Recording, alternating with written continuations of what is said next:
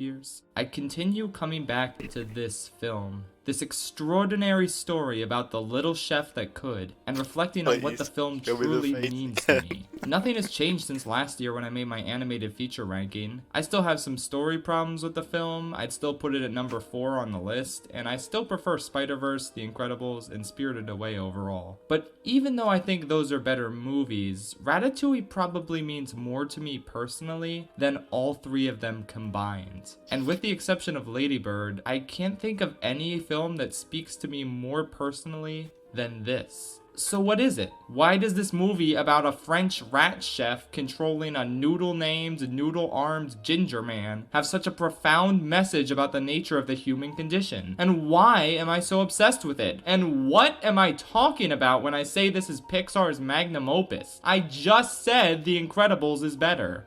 Well, I also said Beauty and the Beast is better than Lion King, but Lion King is Disney's magnum opus. Magnum opus is defined as a large and important work of art, music, or literature, especially one regarded as the most important work of an artist or writer. Not necessarily the best, but definitely the most important. Again though, why?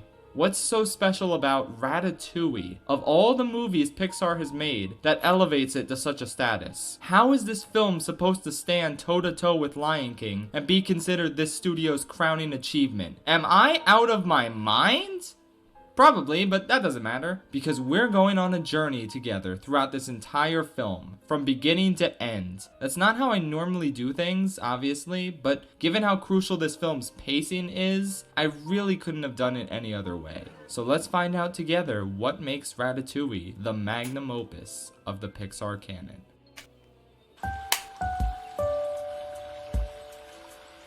Right from the start, this movie does a ton to differentiate itself from the rest of the Pixar library. And this is something I picked up on as a kid. These movies all have energetic intros, be it wah, wah, wah, or da da na na na da, da da na na na, or even you got a friend in me. Ratatouille ain't about that. The title of this movie just appears in front of a rainy house. No fanfare, no nothing. In fact, this whole intro is deliberately toned to feel miserable. The muted colors and cloudy weather contribute to an atmosphere of dullness that persists throughout most of the first 10 minutes. Basically, the movie's color palette is telling you that being a rat sucks. But the colors spark up a few times in these first 10 minutes, most notably through the taste sensation Remy experiences by combining 2 flavors. This is the mark of an artist, taking pre-existing ideas and using them to give birth to something entirely new and unexpected and sensational. In one visual, the magic of creating a new idea is perfectly captured. And the movie continues by illustrating Remy's passions, by having him come up with 5 different ideas at once and developing his own recipe on the spot. Unfortunately, he goes a little too far in his pursuit of Flavor Town and gets caught by the old lady while trying to take her saffron. This leads to an epic shootout. Seriously, how many Pixar movies can you say have shootouts in them?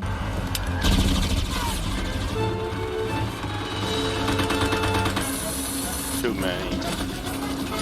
Oh, okay, I guess it's not that rare, never mind. And this shootout leads to the entire colony of rats getting exposed. Now, there's something really interesting about this plot development that I only noticed on my most recent viewing. Think about it. Remy does something that inadvertently causes something really bad to happen to the rest of his clan. It's a tale as old as time, really. Think back to A Bug's Life, where Flick's doohickey causes the ants' grain pile to fall into the water. Or what about Lion King 1.5, where Timon's song and dance routine distracts him and allows the hyenas to chase after his meerkat brethren. Here we got 3 movies that all have the same basic plot development. What's different about Ratatouille? Simple. Ratatouille doesn't have this boring ass scene where the clan is mad at the guy who screwed up. Now, I love Lion King 1.5, so I'm not going to insult it any further. So let me just say that A Bug's Life is probably the textbook example of how not to write a screenplay. This is the second time in recent memory I've unfavorably compared it to something else, because it's just so self-indulgent with its tedious, cliched plot points. Ratatouille sees the main character screw up and get consequences for it, but it's not a stupid ass, we're mad at you scene. Instead, he gets separated from his clan in the sewers, and he'll probably never see them again. That's pretty sad, but again, that was a direct consequence of his mistake. Here, the color palette is the darkest and dingiest it's ever been so far, because this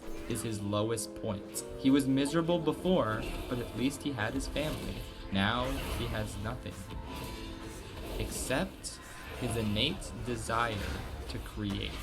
His internal passion and drive to make a difference in this world is made external through the ghost of Chef Gusteau. Can I just say what a brilliant decision this was, making Remy's internal voice be the chef he admired for so long? And it is his internal voice. The movie makes it explicit multiple times that these ain't no ghost shenanigans. Remy is simply talking to a figment of his imagination, the personification of his conscience and his desire to make things. So Remy takes Gusteau's advice, or rather his own advice, and keeps moving forward. What follows is an absolutely delectable sequence entirely driven by the score. And I must, of course, give my compliments to Michael Giacchino, aka Pixar's greatest musical asset. Now, we all love Pixar scores, and Randy and Thomas Newman always do a great job at developing some iconic music to go with the scenes in these films, like Toy Stories, Monsters Inc., Finding Nemo, WALL-E, etc. But then Michael Giacchino jumped on the scene and... yeah, I like this shit. This dude is behind what I consider to be Pixar's most iconic scores. The Incredibles, Up, Inside Out, Coco, Yikes Nevermind. I think his entire career has just been invalidated. I'm joking, of course. This man's work is consistently phenomenal. He's done plenty of other high-profile work, like the Jurassic Worlds, the MCU Spider-Mans, Rogue One, the best movie of 2019, all this big stuff nowadays. But Pixar is what initially launched him into the stratosphere. Now, The Incredibles was inexplicably... I'm joking, of course. This man's work is consistently phenomenal. He's done plenty of other high-profile work, like the Jurassic Worlds, the MCU Spider-Mans, Rogue One, the best movie of... Oh. I still have not seen this movie.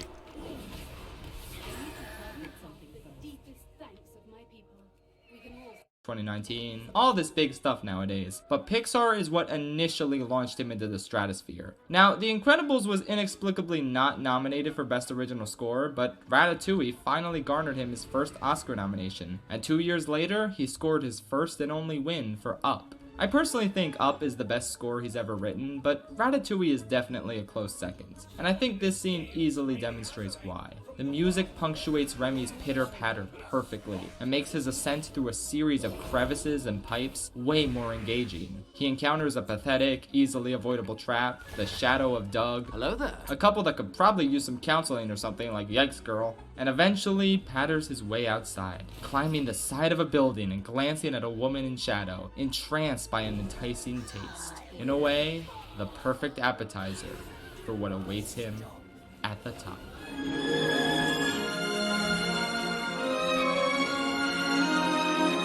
Remember how the movie deliberately set up a drab, stormy, miserable environment for the first 15 minutes of the film? Well, this glorious shot right here is the payoff.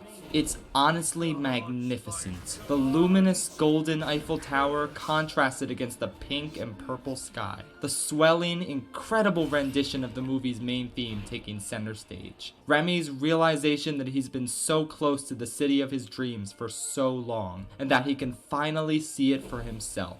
There's only one word that comes to mind when I watch this scene, and that's cinema. This is easily one of the greatest moments in any Pixar film, and the movie is just getting started. At last, we get to see a gourmet kitchen in action, every piece flowing perfectly, every person doing their part to help the efficient, artistic machine run. Dare I say, a gourmet kitchen is like an enormous I was gonna say cluster, but that works too. And it's a cluster from the perspective of Linguini. This guy! Right away, we can see that this newly hired garbage boy is way out of his element. While Remy is living it up on top, impressing his imaginary boyfriend with his innate knowledge of the kitchen, Linguini is just trying to mop the floors and stay out of trouble. But he's a clumsy boy, and that causes him to spill some soup, so he's gotta fix it. Or just make it worse, that's always an option. Yeah! Remy once again puts his passions on full display for all of us to see. No rational person would get this upset about a soup getting ruined. It's just a soup, bro. Chillax. But Remy can't chillax. This is his greatest passion. His entire universe. The restaurant he's always dreamed of seeing for himself. And to watch someone desecrate the sanctity of Gusteau's name by f***ing up soup this badly? He cannot stand for this. And that's really admirable, if a bit misguided. Catch me, I'm falling. After crash landing into the sink, we have a fun sequence where Remy evades all the perils of the kitchen and attempts to make his grand escape. And eventually, Remy gets his chance to make a break for it. But he gets a bit sidetracked by something. Now, Shelby from Girlfriend Reviews requested an analysis of the scene where Remy runs by the stinky soup and gags, so I obviously must oblige, even though the analysis will unfortunately not be 20 minutes as I promised. So Ratatouille the rat has his chance to escape, but as he runs past the soup, he says, "Hold up a minute, this is the worst thing ever created by a human, and its foul, repugnant odor is so heinous that it causes him to gag, even though rats are biologically unable to do so. This awful soup broke the laws of physics because it is simply that irredeemable. Now it's up to Remy to make this irredeemable soup unirredeemable. He figures he can just half-ass it and throw in a couple yum-yums before continuing his escape. But then he really starts to realize the opportunity he has been gifted here. A chance to do some real cooking in the restaurant he always dreamed to do it in. His chance to live out his greatest passion is here before him, and he knows he would never be able to live with himself if he didn't seize the opportunity. And so, he does. The cauldron is his canvas, and he begins painting his very first masterpiece. A flurry of ingredients flies through the air and into the delicious mixture being concocted by an artist in his prime, in his element, with the music perfectly scoring every action. There is no better word for this sequence than sensational. Nothing can stop Remy now. Uh-oh. Yeah, Remy gets caught for this transgression, and Linguini gets caught by Skinner, who yells at him for attempting to cook in his kitchen. But while he's distracted, the soup is sent out. The sauce! Stop that sauce! And to everyone's shock, the critic really likes it. And even though Skinner is still angry with Linguini, he seems to be in the minority here. How can we claim to represent the name of Gusteau if we don't uphold his most cherished belief? Anyone can cook. There it is. In one simple phrase, Remy's passion has been validated. He's made a delicious dish of his own in the greatest restaurant in Paris, and for the first time in his life, he's received validation for his life's dream, even if he isn't getting the credit. It doesn't matter. All that matters is that Gusteau was right. A rat can cook. And in the eyes of these chefs, a simple garbage boy can cook. So Skinner finally reads the room and gives Linguini another chance to cook the soup again. Oh shit! A rat!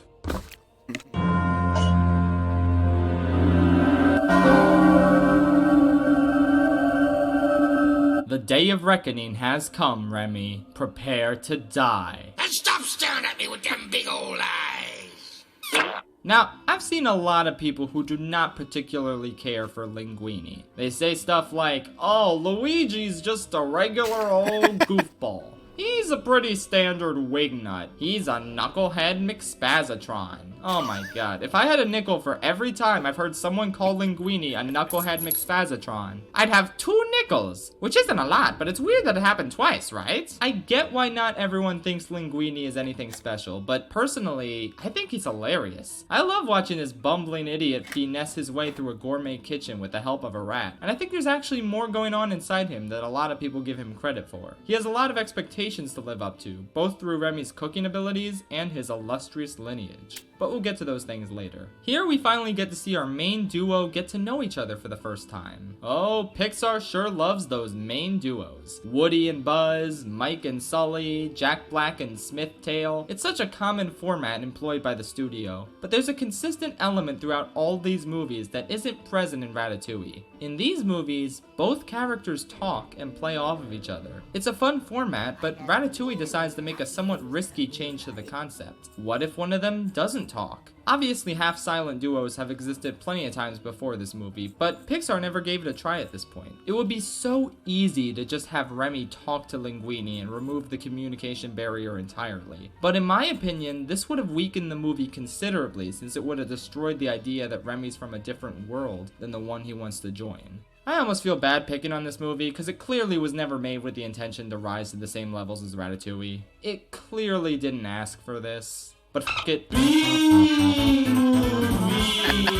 B-movie and Ratatouille are the same movie, and here's why. They both come out in 2007. They both about animals who are told they not talk to humans, but then they meet the humans. What is the deal with Hideo Kojima? There's a conflict involving the ethics of stealing, and finally, the humans come to realize that this tiny animal really is on their same level of intellect, and that they can coexist with each other in spite of the bigots who disagree. Oh, that bee is living my life! So these are the same movie, I proved it. Now, B-movie aspires to lower heights than Ratatouille, and that's not an insult, that's just a fact. A film fact! B-movie wants to be a lighthearted comedy about Jerry Seinfeld B hitting it off with Renee Zellweger lady. Also, side note, I want to clear my name. I knew who Renee Zellweger was before I made the Shark Tale review. Me pretending not to know who she was a dumb joke. I'm a theater kid. I've seen Chicago. Calm down. Anyway, B-movie was never intended to be a cinematic masterpiece. But I think the way its themes and ideas intersect with Ratatouille really goes to show just how above and beyond Ratatouille went. Not just as an animated kids film, but as a film in general. Besides, I don't think Ratatouille is a kids film, but we'll get to that later. B-movie and Ratatouille both present their protagonists with the notion that they should not talk to humans, under any circumstances. This notion is supported by the fact that the humans don't take kindly to their kind around here. But ultimately, both Barry and Remy are shown kindness by one human. One person who has an opportunity to dispose of them, but decides not to out of the goodness of their heart. From here, the animal forms a relationship of some sort with the human, in spite of a disapproving world. But again, there is one key difference between these two stories. Barry Benson B can talk.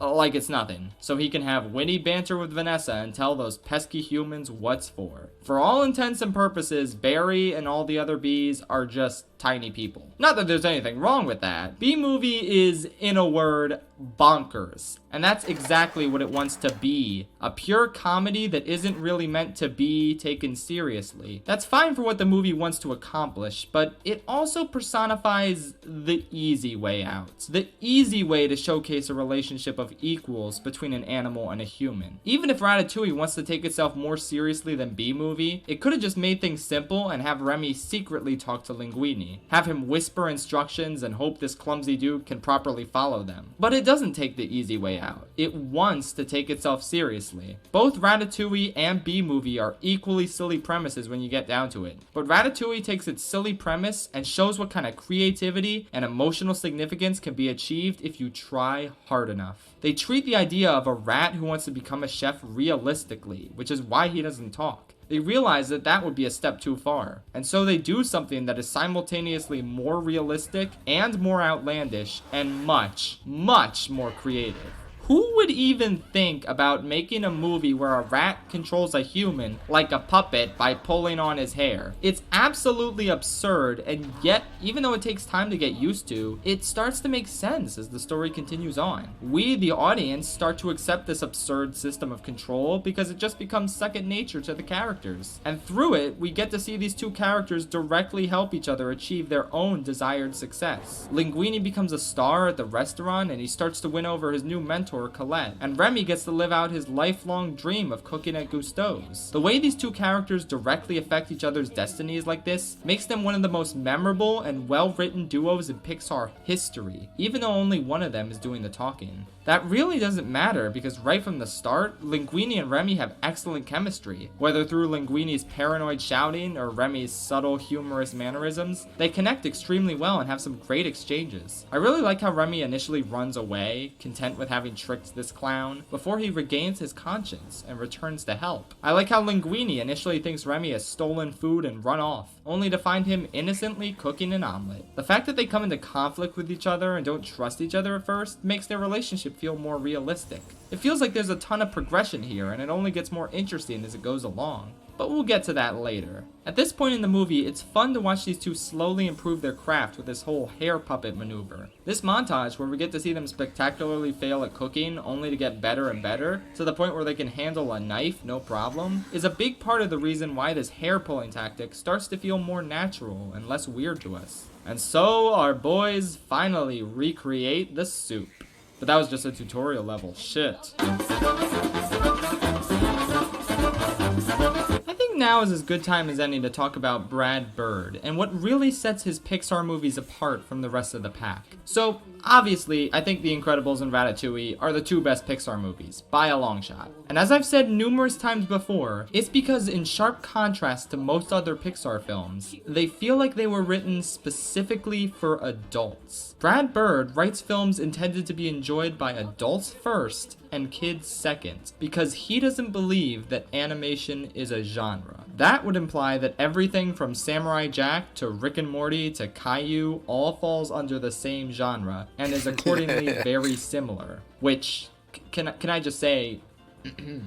Well, it's a little bizarre to have in the same category Shaun the Sheep nominated alongside Anomalisa, the new Charlie Kaufman existential drama. So that animated category is a little bit of a joke. Well, if it's animated, then it doesn't matter. Well, that's like then don't have Best Picture. Like, all these movies are so completely different. Like, if you're gonna have Best Animated, then you have to have subcategories for that too. I don't know. It's a bunch of nonsense. Animation isn't a genre. It is a storytelling medium. Now, for the longest time, I didn't understand what made him so aggro about this terminology conflict. But when you consider how tonally distinct The Incredibles and Ratatouille are from other Pixar movies, it starts to make sense. And believe me, I'm not trying to disparage the other Pixar movies. They're also great. Pre-Cars 2 Pixar movies are great and thematically rich and tell intricate, fantastic stories, but Incredibles and Ratatouille just take things to the next level. In Incredibles, we're dealing with a man going through a realistic midlife crisis, a woman being realistically concerned about her husband having an affair, a man committing genocide on a group of so-called super individuals that he was shunned by, an attempted suicide, and a Schrodinger's cat-like discussion about the nature of a thumbtack that simultaneously does or does not exist. Coincidence? I think not! Incredibles 2 is not very good, but even that movie operates in the same fashion sometimes. There's a lot of intelligent conversations about giving up our freedoms and desire to do things ourselves out of the sake of convenience, and still not a really some good other stuff, I assume. But see, this is what Brad Bird does. He gives adults a ton of ideas to think about. And that's he the writes problem. all of his movies as if they are Incredibles 1 is primarily one of the best intended movies for an adult ever. audience. There's a difference The second between one putting is just thought-provoking adult themes in your animated movie and putting in lame pop culture references to And keep that's adults always from the falling worst asleep. thing. Are you not entertained? No. There's a difference between putting mild sexual themes or alcohol in your movie because it fits the tone, and doing this. He won 3 piston cups. He did what in his cup? Ugh. Ratatouille decides to start delivering the goods in a number of different ways, starting with Colette literally calling out the patriarchy and how hard it is for a woman to succeed in a culinary setting. This is a concept I would have loved to see explored more, especially considering how much of an asshole Skinner is. It wouldn't be out of place to make him more sexist and less respectful of Colette's contributions to the kitchen, but I guess that would have made the movie more depressing and a little too real. So the way they move on from it is fine. Skinner's enough of an asshole, as we can see by him exploiting Gusteau's image in order to sell microwave burritos. I didn't know what any of this meant as a kid, I just thought it was funny when all the Gusteaus talked to Remy later on. This is such a bizarre plot thread to put in your kids movie, unless you weren't making a kids movie at all. See what I mean when I say this movie was written for adults? Skinner is presented as a greedy, money-grubbing opportunist who completely lacks any artistic integrity, opting instead to exploit the image of his famous deceased friend. He's a big ol' sellout, except it's worse because he's not even selling out with his own image. He's using a dead man's image to further his frozen food business pursuits. He's honestly way more evil than I ever gave him credit for as a kid, and the fact that Brad Bird snuck this under our 9-year-old noses is such a testament to how much better his movies are for adults than they are for kids. But Bradley isn't done with his adult themes yet. Suddenly, Gusteau apparently had an affair, and Linguini is his offspring? What? Plus, we get Colette telling us about all the apparent serial killers who work in this kitchen. I killed a man with this thumb. Again, I had no idea what she was talking about when she said this one guy fooled around with the circus ringmaster's daughter, or how this other guy ran guns for the resistance. The only thing I understood here was... I killed a man with this thumb. Honestly, this is where some of the missed opportunities in the script start to present themselves. I really wish these chef boys could have been fleshed out more, since their backstories are honestly really fun and entertaining. There's this one guy, LaRousse, who has so much personality despite never saying a word. When Linguini first captures Remy and asks if he should kill him now, we get LaRousse maliciously nodding in the background. But as Skinner tells him to take the rat outside, LaRousse's smile fades and he extinguishes the fire. What a letdown. But then later on, when Linguini becomes president of Gusteau's and stops frozen food production, LaRousse finally gets his chance to commit arson on all the Gusteau standees. Look how happy he is to set property on fire. What a lad. This is some nice attention to detail with his characterization, and it really makes me wish these guys had more characterization. I want to know more about them and see them functioning as a unit. Colette also somewhat disappoints me, as she's ultimately just a tool for Linguini's development. It's nice to see the two of them connect over time, similarly to how Linguini and Remy connected, though I guess not exactly the same way. Yeah! But ultimately, I feel like her character is pretty bare bones, and maybe they should have gone further with the overcoming the patriarchy angle. Though, something tells me this wouldn't have flown at Pixar at the time, so I guess we just gotta work with what we got. Colette at least manages to provide an interesting wedge between Linguini and Remy, and it's a good setup. It all starts when someone asks, What is new? You? What did you tell them? I told them what is new? You? What's going on? Customers. What should I tell them? I don't know, man. Why are you asking me? I told them what is new? Skinner sees this as an opportunity to sabotage Linguini's success by giving him the most rancid-ass recipe in existence. Like, this shit calls for seahorse radish, toenail clippings, you gotta drop it in the toilet. Oh my god, it's just horrible. I really like Remy's body language when Colette is reading the recipe. He's like, oh shit, how am I gonna salvage this? And salvage it, he does. Remy improvises a brand new version, guiding Linguini all around the kitchen in a dynamic, funny, tension-filled cooking quest. But Colette, who's always preached the value of following Gusteau's recipes, shuts Remy's ideas down and delivers the shitty-ass chum bucket version. But before she can add the seahorse radish, Remy swoops in with the Krabby Patty secret ingredient, and oh my god, it's just so exciting. Pixar movies often have life or death scenarios with a ton of tension and adrenaline, but this movie manages to capture those same feelings just by showing us a battle of wits between two brilliant chefs, with Linguini caught in the middle. It's a tremendous accomplishment. So yeah, Remy's gambit pays off and he and Linguini enjoy a night of success. Remy gets to take a well-earned break, while Skinner gets Linguini drunk as hell. A perfect cap-off to the most explicitly adult portion of the film. Now's as good time as any to catch up with our Rat King.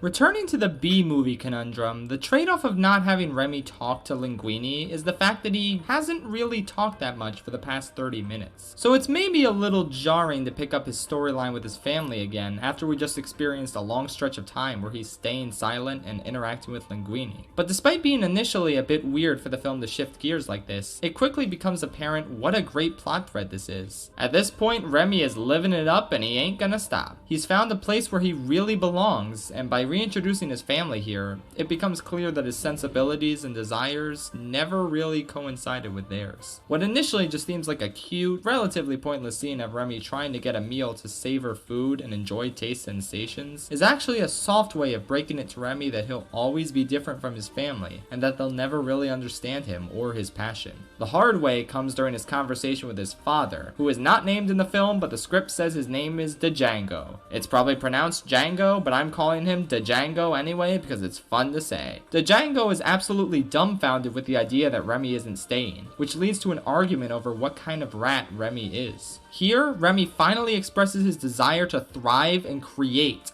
rather than just take and survive. To him, surviving is not living. He wants to contribute art to the world because that is what will give him purpose and fulfillment. Maybe it's not how a rat should be behaving, but that doesn't matter to him. It's what he wants to do with his life. Honestly, I relate to Remy so hard here. Just the idea of creating something that'll impress or inspire people you don't know. The fact that you're leaving an impact on others' lives through your creations, it's just an exhilarating thought to me, and I doubt I'm the only one who thinks that. Art can and will outlive us when we're gone, which is why it's so inspiring to create and add something to this world, even if everything seems to be working against you. Remy is an extreme example, but even so, seeing his stalwart desire to overcome adversity and create against all odds and reason and logic is one of the most powerful aspects of a film I've ever seen. But of course, it doesn't gel with his father's perception of how a rat should behave. So Django tries to discourage Remy from meddling with the human world by showing him the traps and poisons humans use on rats. In typical kids movie fashion, Remy gets discouraged by this scary sight and begins to wonder if he'll ever be able to trust humans like Linguini again. Oh wait, that doesn't happen because this isn't a kids movie. Remy actually stands firm in his belief that he can change the future and make things better between rats and humans. Because after all, change is nature. So after that, we got some fun shenanigans with Linguini being asleep and him confessing that he likes Colette and all that stuff. This is as good a time as any to say just how excellent the voice cast is. And what's really cool is that it's not just a pile of A-list celebrities thrown in there for the sake of getting butts and seats. Just a really solid group of talented performers. I'm really glad they went with Patton Oswalt for the voice of Remy. His voice is just an exquisite fit for a snarky, yet hopeful rat. Janine Garofalo and Ian Holm bring excellent levels of manic energy to Colette and Skinner, respectively. But damn, I just can't get enough of Linguini's voice. Lou Romano is an animator who just happens to be an exceptionally talented voice actor as well. Kinda like Walt Doran, who played Rumpelstiltskin. Lou Romano doesn't just voice Linguini. No. He voiced the most iconic Pixar character of all, Bernie. Don't Bernie me! This little rat is guilty! Romano brings such great comedic timing to Linguini. It's probably my favorite performance in the movie. And the animators obviously had the time of their lives bringing his puppet-like movement to life. This is actually one of the reasons Brad Bird wanted to take over the project in the first place. He was excited by the physical comedy possibilities present with Linguini. And I think this passion definitely paid off. Okay, so the scene ends with Linguini and Colette kissing. And as a kid, I didn't realize she had pepper spray. I thought that was rat poison and that she somehow knew that Linguini was about to reveal that there's a rat controlling him.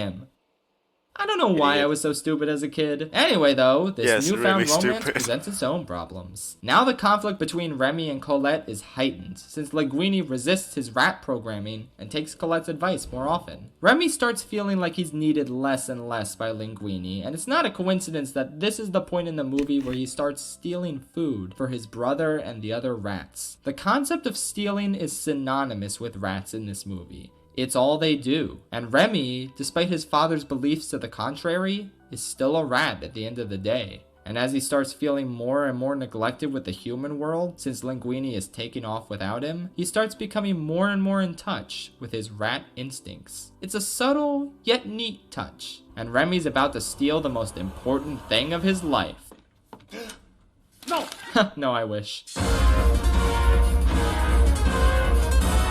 So, I think the next two scenes back to back really say something interesting about the pace and overall tone of this movie. But first, can I just say what a weird line this is? Why would Linguini be filed with your will? This used to be my office. Huh? That doesn't answer the question, like, at all. But anyway, Remy discovers the truth about Linguini's dad. He's Gusteau's son.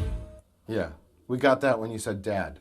Yeah, he's his son. This leads to a manic chase where Skinner tries to get those documents back from Remy and hide the evidence that Linguini rightfully owns the restaurant. And I have to say, on rewatch, this scene feels a little out of place? I don't know, there's been actiony tense scenes earlier in the movie, but they all made sense since it was about a rat trying to evade danger. The old lady with a shotgun and the perils of the kitchen. They felt somewhat more grounded and they fit the tone. But something about this chase weirds me out. It's a good enough scene on its own, but it feels like maybe they go a step too far with Skinner here. Now, I definitely enjoy Skinner as a character more than most people. I think he's really funny and I like his increasing insanity and paranoia regarding whether Remy is real or not. I like the visual of this really short guy being constantly angry at everyone, and I like how the movie doesn't actually make any jokes about him being short. It's strictly a visual comedy element. Like, I love you, Shrek, but please shut the f up. I don't need to hear a 17th joke about Lord Farquaad's height. It's not as funny as you think it is. So yeah, Skinner is a fun key player and a decent antagonist for this portion of the movie, but I kinda get the impression that this chase scene was only added because Brad Bird was told he needed more action. This is the one part of the movie that feels like it's mainly for kids, which probably probably explains why it took me out of the film a little bit. But whatever, I suppose it's a decent way to close out Skinner's role as an antagonist. Except not really, but we'll get to that later. What I love, however, is the montage that follows this chase scene. It's like a complete 180 from what we just saw, because it feels exceptionally adult and refined. I suppose hearing the majestic and magnificent Le Festin for the first time in the film in vocal form really helps. But yeah, everything just goes right in this montage. Linguini is declared king of Gustos. He bans all the shameless frozen foods. He has a nice new house. He and Colette enjoy each other's company. Even Bon Voyage has turned over a new leaf and begun entertaining children.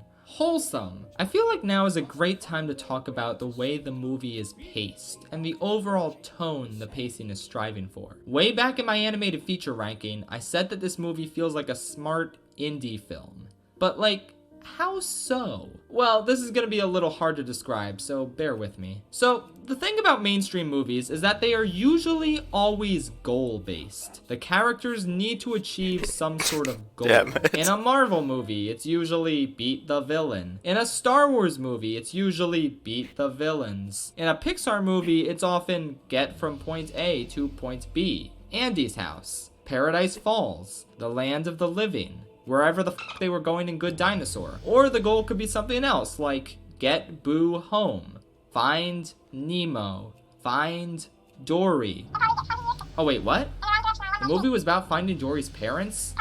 Well then why the f was it called Finding Dory? Goal-based movies are important for general audiences. They need a goal in their movies that gets achieved by the end. Otherwise, they'll come out of it saying, what was the point? Now, this doesn't always pan out. Good Dinosaur had a goal that was achieved, and everyone who saw it still came out asking what the point was. But regardless, this is a concession that needs to be made with mainstream films, independent of how good many of them are. But sometimes, a filmmaker can sneak a movie into the mainstream without a goal. 1.5 Pixar movies come to mind in this regard. First up, Toy Story 2. Part of the reason this is easily the best Toy Story movie, and anyone who thinks different is lying to themselves, is because half of the movie doesn't have a set-in-stone goal. Buzz and the toys are trying to get Woody back. That's a goal. Good for them. But Woody, despite initially attempting to escape and return home, slowly starts to rethink his position and what it means to be a toy in general, leading to a lot of slower-paced, more introspective and emotionally moving sequences where he just talks to the other toys around him. This stuff is absolutely phenomenal, and it's what makes the movie work so well. As a kid, I loved the Buzz stuff and thought the Woody stuff was pretty good, but as an adult, it's the other way around. I have fun with Buzz and the gang's misadventures, but it's the Woody storyline that really hooks me, because it feels independent from the traditional mainstream format of many animated films. I also want to mention The Incredibles, which follows this more indie format for the first half of the movie, before transitioning quite masterfully into a more goal-based superhero finale. But the one Pixar movie that sticks to an indie formula all the way through, the one that isn't afraid to tell a more unconventionally structured story than its peers, is Cars 2. I'm not gonna finish that. No.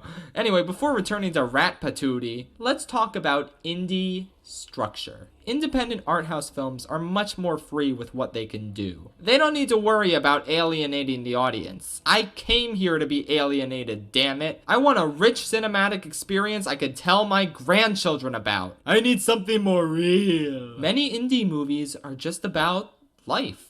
It's not clear what the end goal is, if there's even any at all. It's just a matter of showing us a slice of life, and as a result, the events shown on screen don't have to follow a rigid system of progression like they do in mainstream movies. Captain America can't be at a shopping mall checking out computers, and then suddenly the scene changes to a secret Nazi bunker with a German scientist whose brain is in a computer. We need to know how those two scenes connect to each other, and why he visited Cyber Doofenshmirtz. The plot is the primary focus, and we need to know why he is where he is at all times. But in an indie movie, oftentimes we're just watching life unfold. No obvious rhyme or reason between how certain scenes connect. We're just shown glimpses of what life is like for a certain person. Okay, so easy example, Lady Bird. One of my top 5 favorite movies of all time, and it really doesn't have a plot. plots. We're just following the main character throughout her senior year of high school, watching her conflict with her mother, her experience with 2 different boyfriends, her falling out and reconciliation with her best friend. All of that is captured within 94 minutes of runtime. An entire year filled to the brim with emotional, relatable, wholesome content. It only took 94 minutes for this movie to change many people's lives, including mine. And I feel like it's because the movie isn't tethered to a strict plot. It can focus on character, and it feels well paced as a result. Now, this format takes a really skilled writer to pull off, or else it can become bloated and boring and not very good at all. But when it works wonders. I can't name how many seemingly plotless movies over the past few years have managed to leave an incredible impression on me. And now, we finally come back to Ratatouille. What is the goal here? Remy wants to cook. That's it. And guess what? He gets his chance to cook. Right here.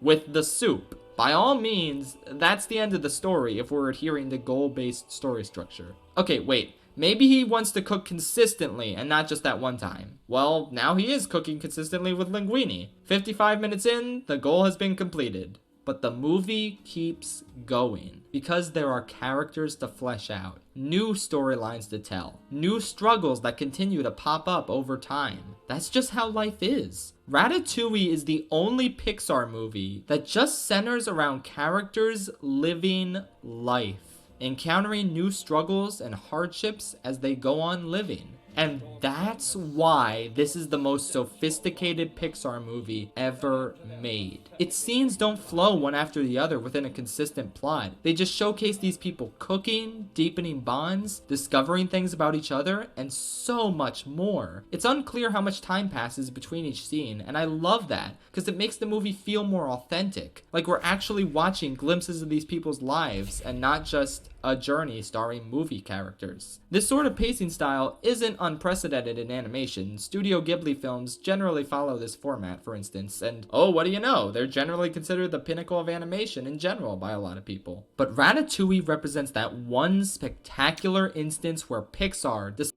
I don't like most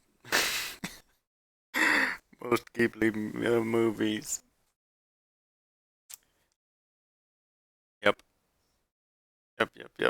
decided to take a bold risk and create a movie that didn't adhere to the mainstream story structure. A movie with a more refined, adult tone than any of its contemporaries. A movie that would only grow in esteem over the years before finally blossoming into one of their most beloved and respected. A true cinematic masterpiece. But this movie still needs a climax and a rather unconventional new villain.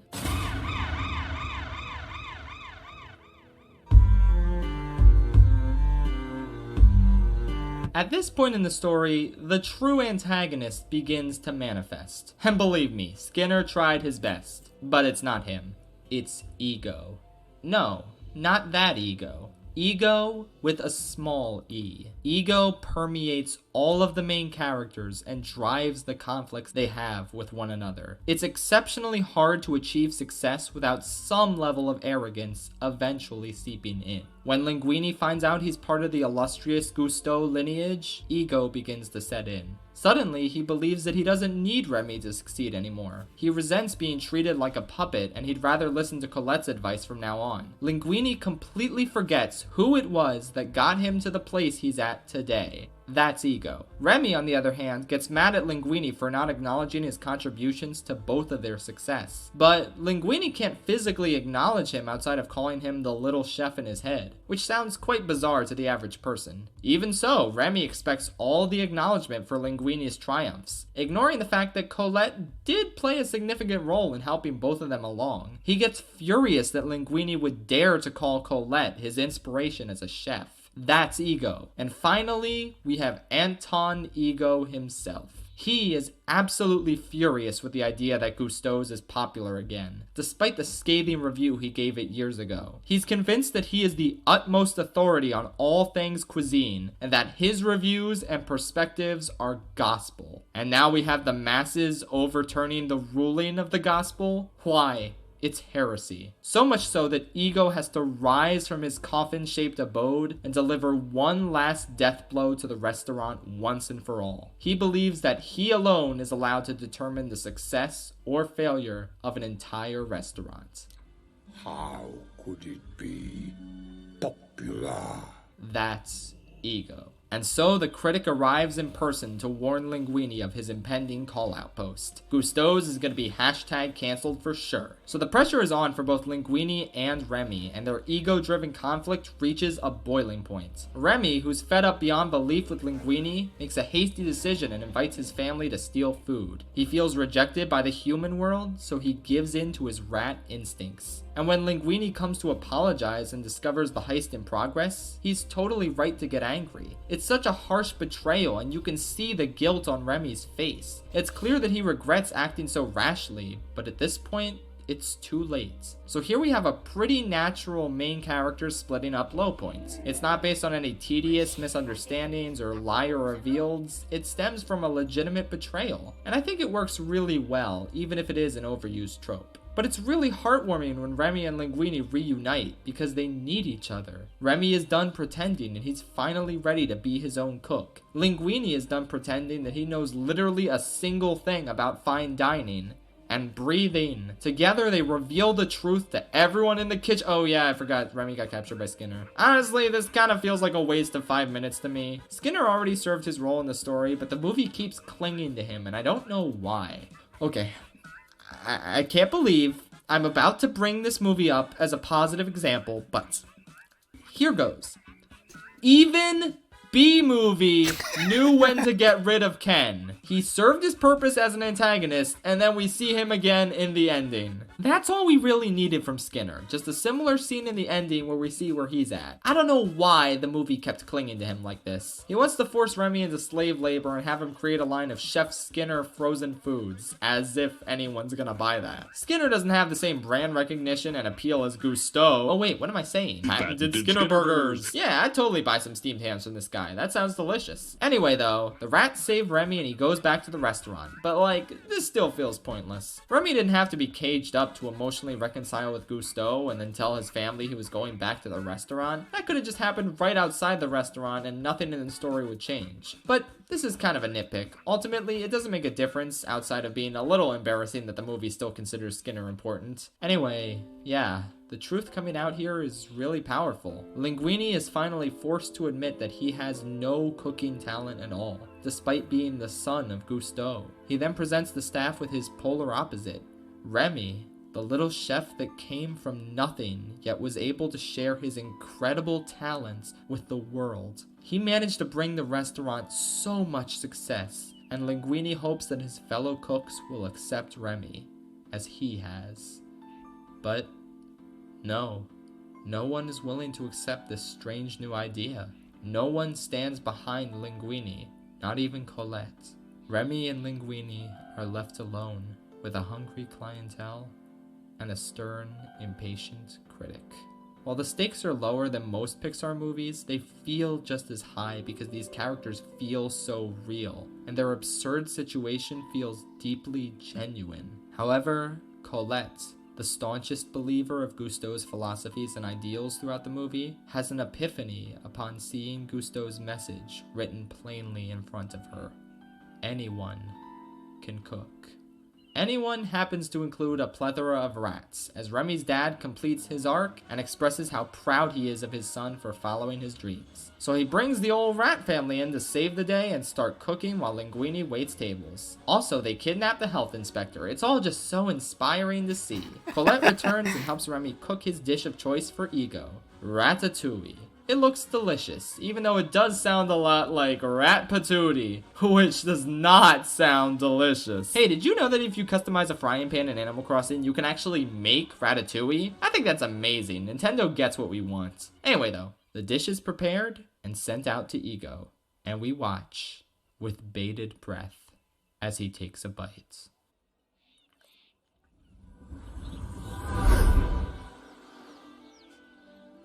So let's talk about the character of Anton Ego. As I said before, his name could not be any more fitting. He's a cold, intimidating, pretentious critic who believes that his word on any culinary matter is final.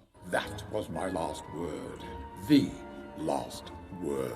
At the very beginning of the movie, we close out a television broadcast all about the life and times of Gusteau, with an anecdote from Ego, dismissing the notion that anyone can cook. Ego expresses the sentiment that no, not anyone can cook, and the screen fades to black. This is the statement the movie wants to leave us with before fading into the story of Remy. This is the movie's direct response to Ego's perspective.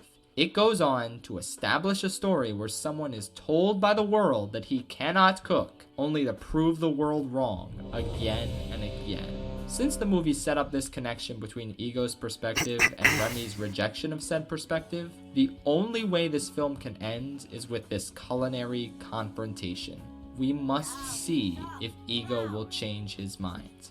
And it seems beyond unlikely. He gave the only negative review of Gusteau's back in the day, costing the restaurant one of its 5 stars and causing Gusteau himself to die of sadness. Ego broke his heart. He's going down a path Gusteau can't follow, but Ego doesn't care because he revels in being the ultimate contrarian and crushing dreams. He believes that he is the only man qualified to provide perspective, since no one else seems to have it in this bloody town. And once again, this is the most egotistical perspective imaginable. It will truly take a miracle to convince this ghastly man to speak positively about Remy's food.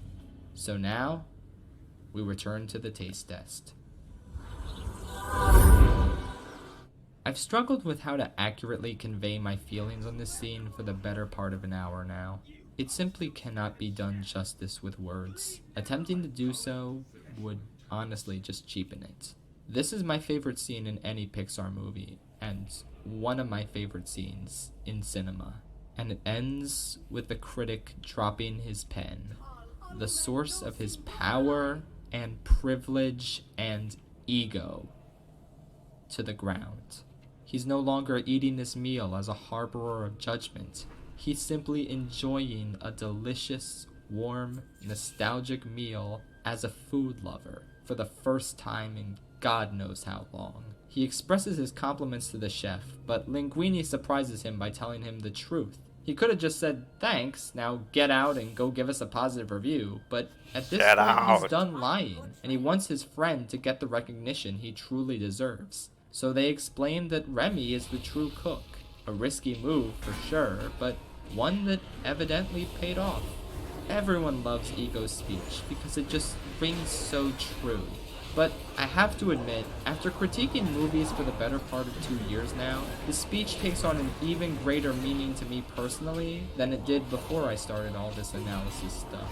It's true that the work of a critic is generally easy. I mean, take a look at Shark Tale, an extraordinarily abominable film that's so obviously bad and easy to pick on.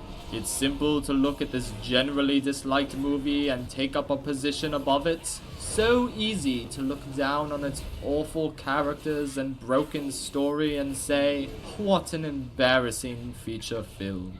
Indeed, I thrive on negative criticism, which is fun to write and to watch in video form. But the bitter truth I must face is that in the grand scheme of things, the average piece of junk like Shark Tale is probably more meaningful than my criticism designating it so. I mean, my video on Shark Tale had a lot of problems and wasn't great overall, but even if it was up to the standards of my modern work, there is still more artistry, thought, and care put into the product of hundreds of animators, actors, writers, and directors than a single 33-minute review made by one pretentious 20-something. But there are times when a critic truly risks something, and that is in the discovery and defense of the underappreciated. The world is often unkind to the neglected, the deceptively great, the films that were written off by history. these films need friends. Ratatouille was hardly in need of attention and acclaim upon its release, but generally grew overshadowed by the films that followed it, and even those that preceded it. All these films worthy of praise in their own rights. And yet, to say that Ratatouille in particular has challenged my preconceptions about art house filmmaking is a gross understatement. It has rocked me to my core. In the past, I have never understood Brad Bird's insistence that animation be treated as a medium, not a genre, but I realize only now do I truly understand what he meant. Not everyone can produce a great art house film, but a great art house film can come from anywhere. It is difficult to imagine more unexpected origins than those of the work of genius known as Ratatouille, which is, in this critic's opinion, nothing less than Pixar's magnum opus. I will be rewatching Ratatouille again soon, hungry for more.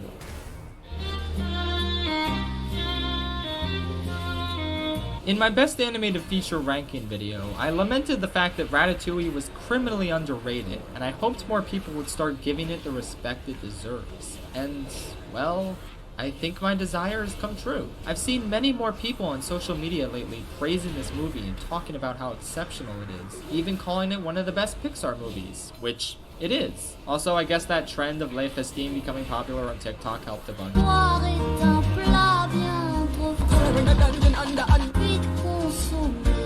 Good job, TikTok, you did something right for once. But ultimately, I think that this film has managed to speak to so many people because of how inspiring and uplifting its message is. That of perseverance, of following your passions, of never letting go of your dreams in spite of all the disadvantages life throws your way. This movie paints a vivid and unconventional portrait of an artist who, in spite of everything, ends up thriving in his quest to follow his dreams. The people who grew up watching this movie as kids are finally at an age where this story speaks to them on an exceptionally personal level, which is why they're revisiting it and discovering just what an exquisite work of art it truly is. In my opinion, Pixar has never made something on the same level of quality and expertise as this film in the 13 years since its release. And after a decade of mostly mediocrity, I feel like Pixar fans are craving something similar to Ratatouille, something just as rich, mature, and inspiring. If you want proof, just read the comments section of the teaser trailer for Pixar's next film, Soul. This trailer sucked so many people in by depicting an artist pursuing his dreams. It was so uplifting and gorgeous and oh, okay, never mind, I guess he's a blue blob guy now. What? Okay. Obviously I haven't seen the movie yet. Maybe it will be the next Ratatouille. It's definitely possible, but the fact that such a jarring tonal shift occurred in this trailer, and the fact that people were not happy that the inspirational angle was dropped in favor of funny cowboy dance, says quite a lot about what Pixar fans my age really want from this studio. They want something adult again. I think the backlash was perfectly summarized with this one comment. I wanted this to be more of a Ratatouille, rather than an Inside Out kind of vibe, you know? Yeah, I know. Once again, we don't know what the future holds for Pixar, and I don't want to disparage the amazing works of art they've put out the past few years amongst all the mediocrity. But in my mind, Ratatouille is the cornerstone of how exceptional Pixar can be if they would only set their mind to it. It's an absolute masterpiece and an indication that mainstream media can have all the hallmarks of an art house feature without sacrificing mass appeal. It's truly miraculous that a movie can be this excellent for both families and film lovers alike. And you know what? If Sony Animation can make a legit cinematic masterpiece, then I see no reason why Pixar can't one day make something superior to The Incredibles and Ratatouille. So Pixar, my only advice left to give is... Surprise me! Perhaps one day we'll have a conversation about Pixar Animation Studios' new magnum opus. But until then, I'm perfectly content with Ratatouille holding that title. It is, without a doubt, one of the finest films ever to come from the medium of animation. Well, fam, that was quite a journey. And now that it's done, I'm gonna unwind with some food from the pantry. Oh my god! All these rats hacked my pantry security and stole my private data. I mean food. If only I could have secured my data with some sort of lock. Good thing Surfshark VPN exists. An incredible product that encrypts your data and protects you online. Surfshark VPN allows you to access geo-restricted content, meaning you can trick your browser into thinking you're in another country, thus allowing you to access content you couldn't get otherwise. That way you don't have to physically travel to another country to watch that country's exclusive Netflix content, for example. You can also use Surfshark and its HackLock system to get alerts anytime your email address or password is compromised. HackLock scans various databases of leaked information and notifies its users if their data is found so they can take action, which is an absolutely invaluable feature. Surfshark is also totally unlimited, meaning you can use it on as many devices as you like, even all at the same time. No other VPN allows this. Go to surfshark.deals/Rillis and enter promo code Rillis to get 83% off and 1 extra month of Surfshark VPN for free. It's an amazing deal, and it's even better because it comes with a 30-day money-back guarantee. So if you're not satisfied, you can cancel during those 30 days and get your money back. If you're looking for a great VPN, there's no reason not to give Surfshark a try. Once again, head to surfshark.deals/Rillis and enter the promo code Rillis. Have a great time with Surfshark VPN.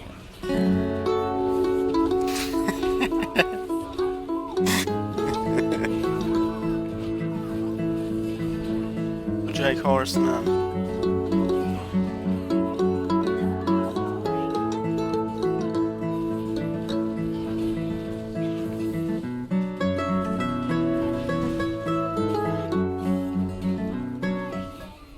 But ultimately, both Barry and Remy are shown kindness by one human. The phone is ringing.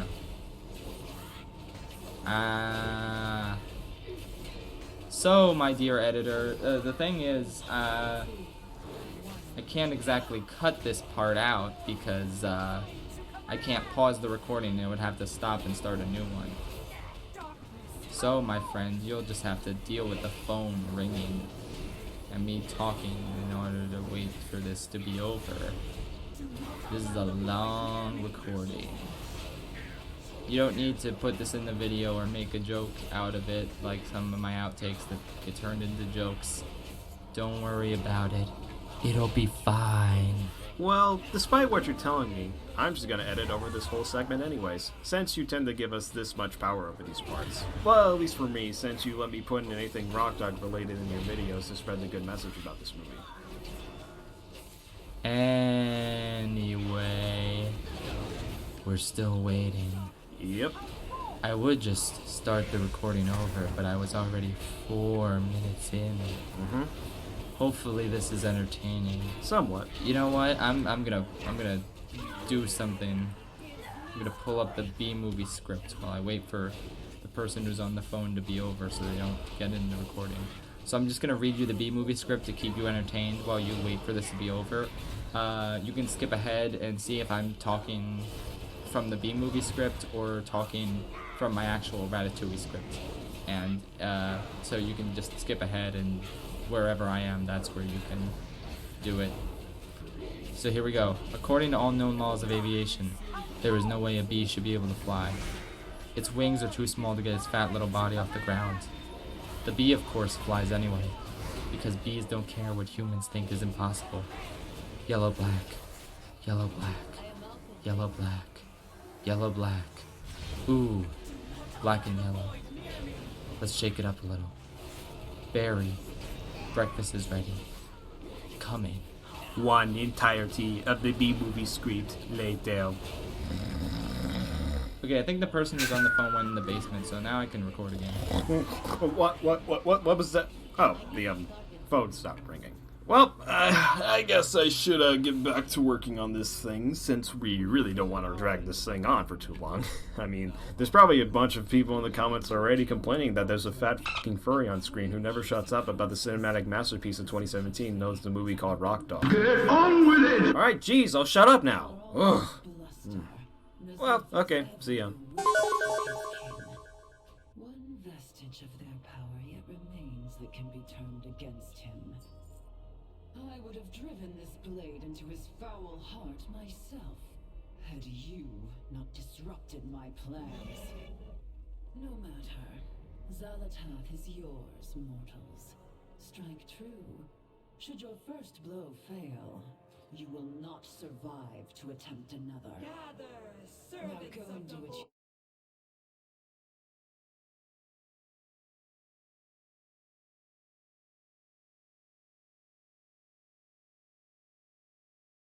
Azara has a fondness for games. I will examine this dagger for signs of treachery. But for now, if Vexiona and her dragonflight wish to be cast into darkness, then let us help them on their way. Ruffian! I'll...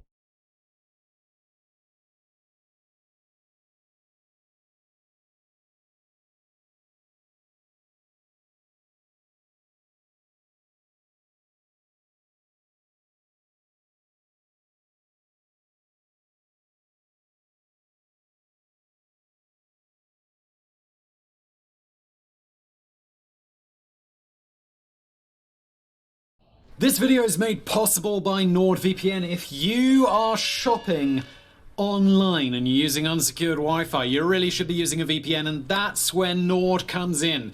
I know it's tempting not to bother and sort of just hope for the best, but really, those stories you read online about people having their data stolen, they really do happen, and I don't want that to be you. Whenever I'm browsing on public Wi-Fi, I just keep the VPN on in the background so I don't have to worry about anyone stealing my data. But it's not all about security. You can also use it to change the country you appear to be in, so you can get content that might normally only be available in a specific geographic location. NordVPN is also super fast, so watching video is a breeze. There's no lag whatsoever. If you've ever used VPNs in the past and were like, oh, it's real slow, well, that's not the case with NordVPN, and you can use it on all of your devices easily: Android, Chrome, Windows, Linux, and on 6 different devices. One account. Also, there are no logs at all like other companies based in the EU or the US. You see, NordVPN's based over in Panama, so they just don't have to keep any logs, which is great for your privacy. Indeed, they're the only VPN to get a perfect score from PC Mag. So, start protecting your internet experience today. Go to nordvpn.com/brainfood. Use code BRAINFOOD to get 70% off a 3-year plan and an extra month for free. Protect yourself online, and let's get into the video. If you were born in the United States in 1900, you had about a 1 in 3 chance of dying from an infectious disease. If you were one of the unlucky third, 40% of you would die before the age of 5. In fact, the top 3 causes of death were infectious disease at this time, namely pneumonia and flu, tuberculosis, and diarrhea and enteritis. Fast forward to today, and you'll normally only find 1 infectious disease in the top 10 causes of death in the United States, and that's influenza and pneumonia, coming in all the way down at number 8. For the curious about the full list here, it's number 1, heart disease, 647,000 deaths annually in the US, or 1 in 4, or about 17 million people dying of this per year worldwide. Number 2, cancer, 600,000 deaths in the US, or again about 1 in 4, and an estimated 10 million deaths per year worldwide. So yeah, like, once we resolve the COVID problem, we can all collectively agree to panic and globally throw extra trillions at more top research for these two, because just saying, just because it's familiar doesn't mean we should accept it. In any event, rounding out the rest of the top 10, we have number 3, accidents, 170,000 people in the US per year. Number 4, chronic respiratory diseases, 160,000. Number 5, stroke, 146,000. Number 6, Alzheimer's, 121,000. Number 7, diabetes, 83,000. Number 8, influenza pneumonia, 55,000. Number 9, kidney disease, 50,000. Number 10, suicide, 47,000. Take a breath, Simon. No anti-vaxxer today is worried about their children getting things like smallpox or polio thanks to vaccines, and child mortality rates reflect that. Sadly, on the other side, child mortality rates also reflect that in regions of the world where people don't have access to such medical miracles. For reference here, smallpox, a disease that's been around for over 2,000 years, was completely eradicated in the wild in 1980. Before that, however, in the 20th century alone, a time when a vaccine had long existed, it still killed off an estimated 500 million billion people before humanity drop-kicked it in the gonads because our scientists are just pretty awesome sometimes. Given that, for most of human history, you could expect at least one and very likely more of your children to die before they reached adulthood, often from such rampant diseases, and today losing a child is relatively rare in the developed world, not to mention the many, many millions of adults who get to keep on keeping on because of vaccines. These miracles of medicine are collectively thought to be one of the greatest achievements in human history. Okay, so this might have you wondering, if we can create vaccines for everything from chickenpox to tetanus, why, with the obscene amounts of money and brain power leveled at viruses like HIV, why can't we make a vaccine for these banes of human existence? And why, despite such failures, is there reasonable confidence that at some point in the not too distant future we will have a vaccine for coronavirus? Well, to begin with, while there are other factors involved which we'll get into in a minute, it turns out one of the biggest reasons we don't have vaccines for everything is simply because we don't try hard enough. In other words, it's really, really expensive to make a vaccine, taking many years and often in excess of $1 billion to get a single vaccine to market. And that's talking about the ones that actually make it through the extensive process to something successful and safe. So unless there is a major financial incentive on the other end, odds are strong, even if it's something that we could in all likelihood make a vaccine for, it just doesn't happen in most cases. Or at least in these non-profitable cases, which is most. It just doesn't happen unless significant funding from sources like government and/or mass funding organizations like the Bill and Melinda Gates Foundation happen. On the flip side, as a testament to what humans can do and how quickly, when we feel like it, we have COVID-19 as the poster child, which, at the time of this writing, has 8 vaccines already in human trials, only about 6 months after the virus reared its murderous head. This is a stage of the process that normally takes 3 to 6 years to get to. For reference here, the general high-level process for vaccine development is first exploratory and preclinical stages, which again usually takes years to achieve something promising. Then after that, there are 3 phases of clinical development, starting with a small group of very healthy volunteers for phase 1. In this one, beyond general safety, researchers are looking at what the lowest effective dose is, assuming there is an effective dose in a given potential vaccine, typically starting small and building up as needed. If that works out, next up is phase 2, where hundreds of people are selected, this time from a bit more of a diverse sample than the ultra-healthy group before. Researchers are again looking at how well the vaccine is actually doing its job and if there are any major side effects popping up. If all is good there, in phase 3, thousands of people get the vaccine. However, in this case, significant time is needed to see if this group in real-world conditions seems reasonably immune, and again, further confirmation that the vaccine is safe. If all that didn't seem time-consuming enough, once the vaccine is shown to be both safe and effective in real-world scenarios on a large sample size of people, there are regulatory review and approval processes from governments all over the world. And then, after that, we have the issue of ramping up the manufacturing and making sure quality control is being maintained in that process, which isn't exactly something that can be done overnight. Failure to take the time and spend the money to properly execute this latter stage can, and has on occasion in the past, been pretty damn deadly.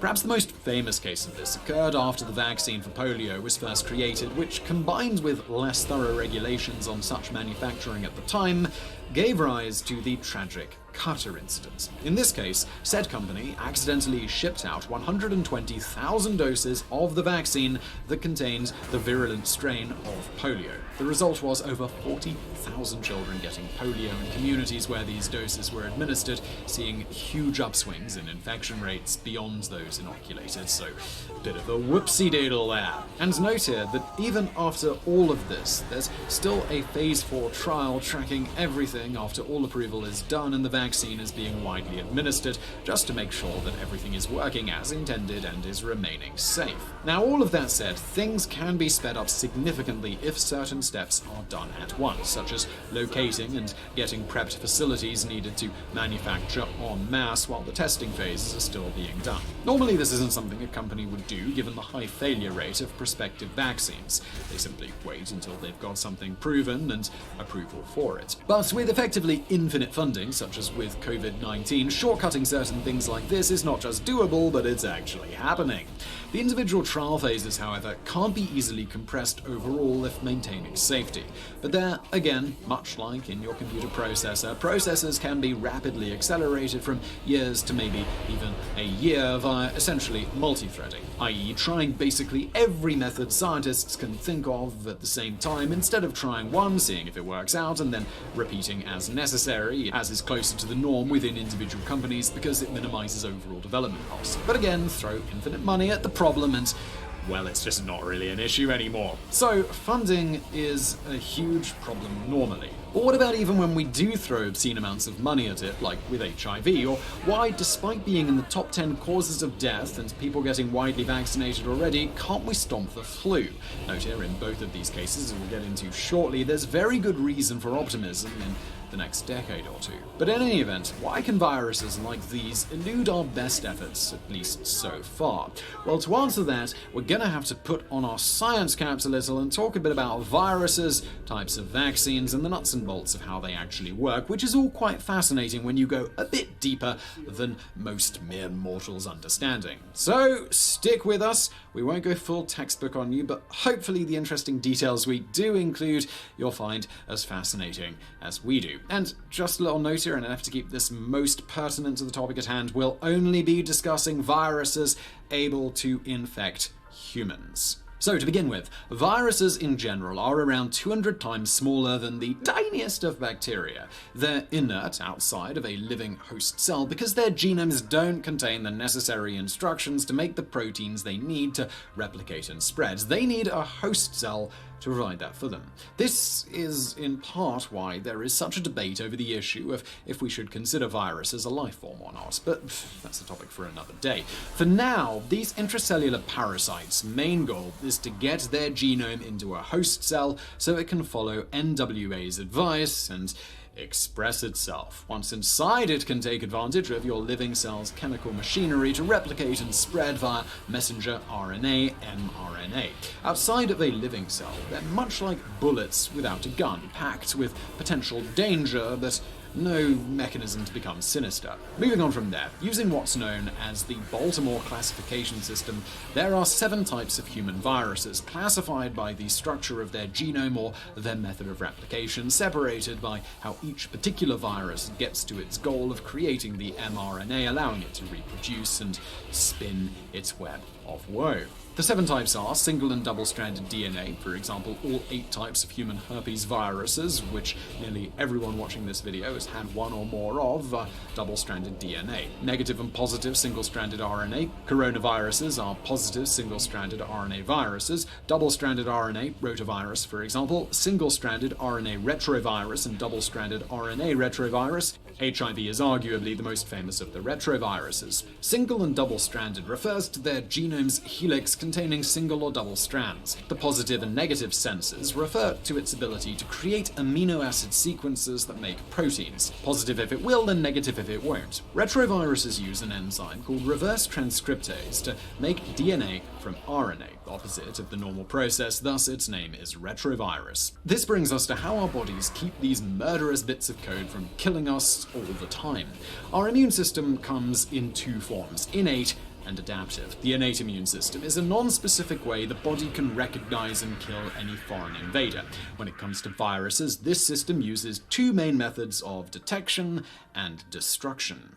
So, how does this work? Cells need to be able to let other cells know what they have inside them. Like a peacock spreading their feathers, they use a class of molecules called Class 1 Major Histocompatibility Complex Proteins, MHC Class 1, to display bits of the proteins within them on their cell surface. If a virus happens to be inside the cell, the MHC molecule will have fragments of the virus proteins exposed on the surface as well.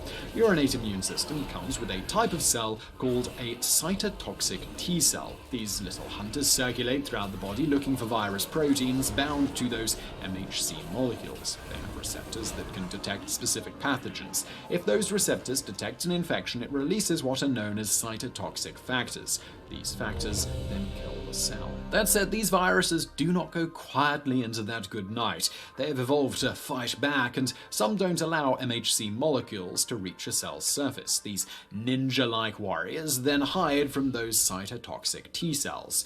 Up on their tricks, however, our innate immune system is also equipped with natural killer cells, which are totally officially called that, by the way. These little stormtroopers that can actually hit what they're aiming at roam around looking for cells who have too few MHC molecules on their surface. Assuming the pathogen must be hidden inside, when they find one, they also release cytotoxic factors, killing the cell. Once they contact the offending cell, they also produce what are known as cytokines, like interferon G and tumor necrosis factor A. These signaling proteins also help in enhancing the killer cell's ability to destroy the invader.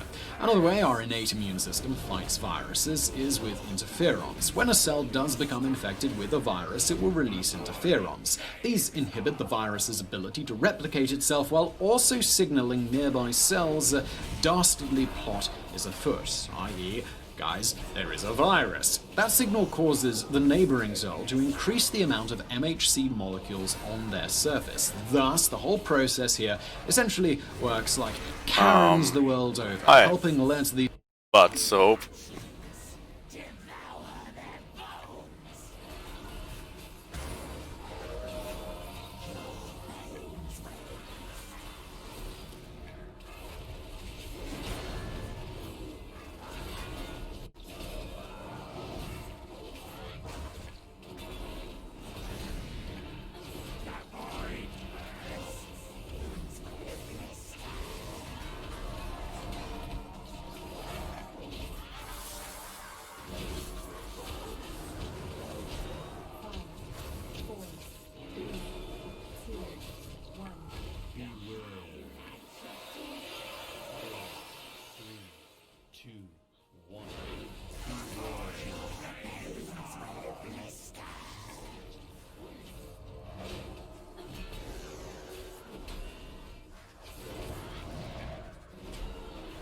What's up, Butso? What is that name?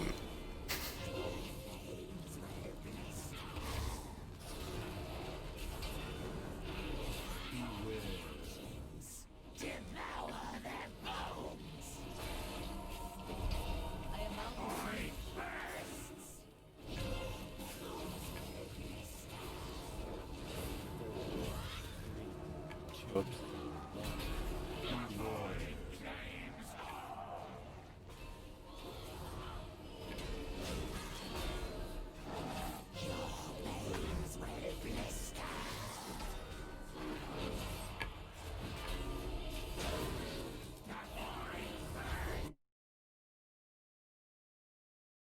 Cytotoxic T cells know where the problem lies and that it's simply not going to stand for it. This brings us to our adaptive immune system. It is this system that vaccines are trying to take advantage of. The adaptive immune system uses two main types of lymphocytes called B and T cells, named T cells because they're created in your thymus and B cells because of where they were first found, the bursera fabriceus in birds. Working together, they produce a way to recognize any attacker, antigen, multiply themselves, mobilize, then quickly envelop and kill the virus before it can enter a cell. Once they complete their task, they leave behind antibodies that will remain for a lifetime. This way, any further contact with that specific virus will end in the virus's destruction. So, how do they do this? Viruses have what are known as epitopes. These are segments of proteins, approximately 5 to 6 amino acids in length. When a new virus your body hasn't seen before gets presented to a B cell, your body has around 10 billion of them, it will attach to the epitope and begin creating antibodies that will specifically bind to that particular epitope. This process is called somatic hypermutation. Helper T cells then release chemicals allowing the B cell, with its perfectly formed epitope, to begin making countless copies of itself. Some of those B cells then turn into plasma cells. Those plasma cells then make thousands of antibodies per second and send the army throughout your body looking for any other virus with the same epitope. When found, they surround the virus and trap it in large clumps for other cells, like macrophages, to come along and get rid of them. The remaining antibodies then slowly decrease in number, but leave behind memory B cells in case the virus tries to attack again.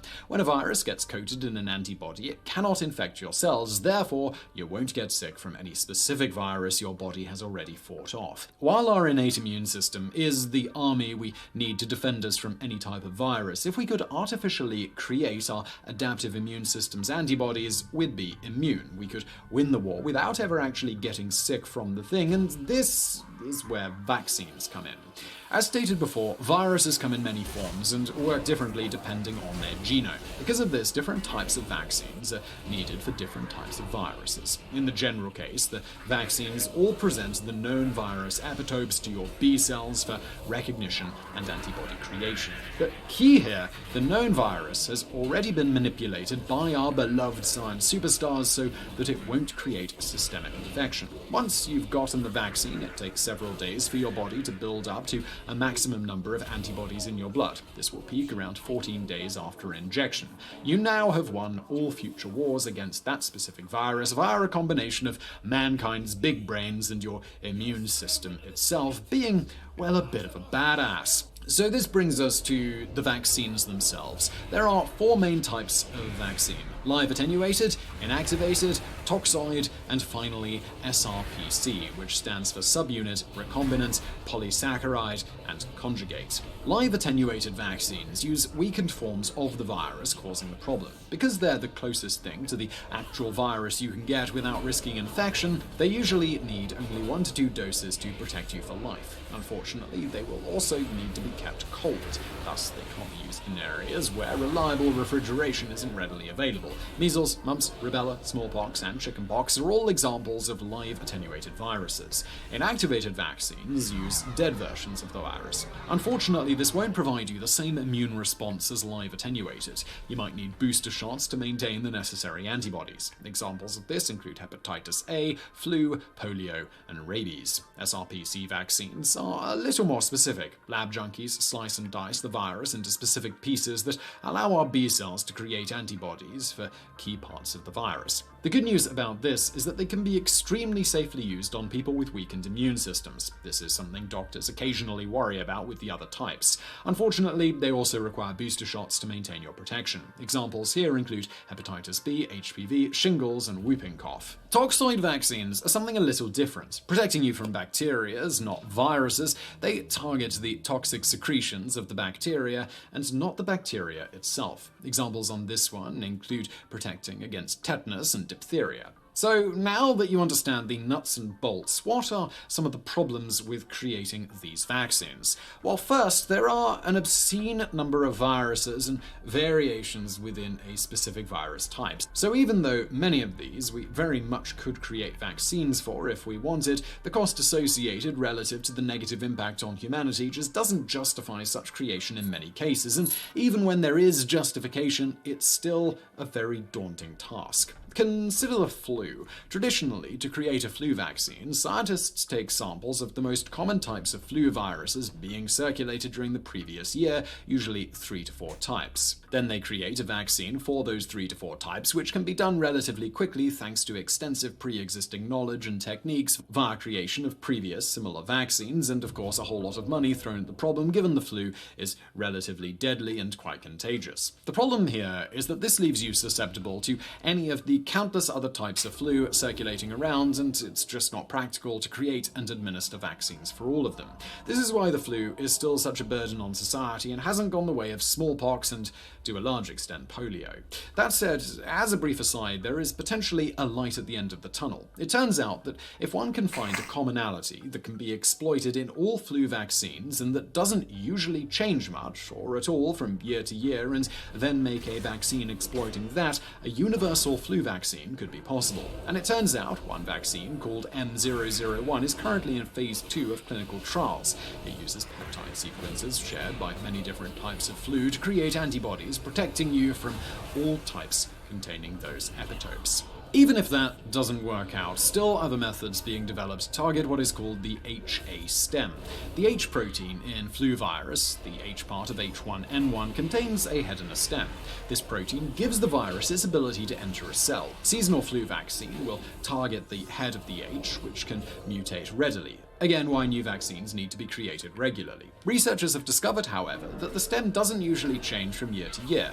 As such, they're now attempting to make vaccines which create antibodies for the stem. If successful, this would leave you immune to the new strains that are about to take on the world. And, well, that might see us finally get rid of this troublesome virus. Okay, so going back to the trouble with creating vaccines for everything, let's discuss HIV, which humanity has thrown obscene amounts of money and brainpower at for decades, and while treatments to keep it from being deadly in most cases are now extremely good, we still don't have a vaccine to stop people from getting it in the first place. As mentioned, traditional vaccines allow the immune system to create antibodies for specific epitopes. Viruses like HIV, however, make these types ineffective. The first reason is that they simply mutate too fast for your immune system's antibodies to keep up. Remember, antibodies tend to peak around 14 days and HIV replicates in around 24 hours. It's also prone to errors. As such, it makes mutated copies of itself and recombines to create new strains as it goes from person to person and even within the same individual. Thus, any antibody created will be ineffective before it even has a chance to work. The other reason HIV thwarts traditional vaccines is the virus targets the very cells your immune system uses to signal killer T cells to the site of infection, namely CD4 T cells. Yet another reason HIV is such a formidable foe is that it's a retrovirus. This means it encodes itself into the host's DNA. So even if your body can get rid of any circulating HIV, there is still HIV in your own DNA that can reactivate and restart the process of infection. Thus, even with the miracle of modern HIV treatments, which can see your circulating HIV drop to levels not even detectable on HIV tests, at some point down the road, these dormant viruses might reactivate, and bam, without having continued proper treatment, you're going to have a bad time. That said, even for viruses like this, scientists being awesome, especially when given lots of play money, every day are getting closer and closer to an HIV vaccine. In fact, beyond a previous mildly successful HIV vaccine, RV144 in 2009 that had a 31% protection rate after 3 years, note many would consider 60% plus to be good enough here thanks to the effects of herd immunity, there are currently 2 in the late stages of human clinical trials that seem much more promising given the results so far, one called Imbokodo, launched in 2017, and another called Mosaico, launched in 2019.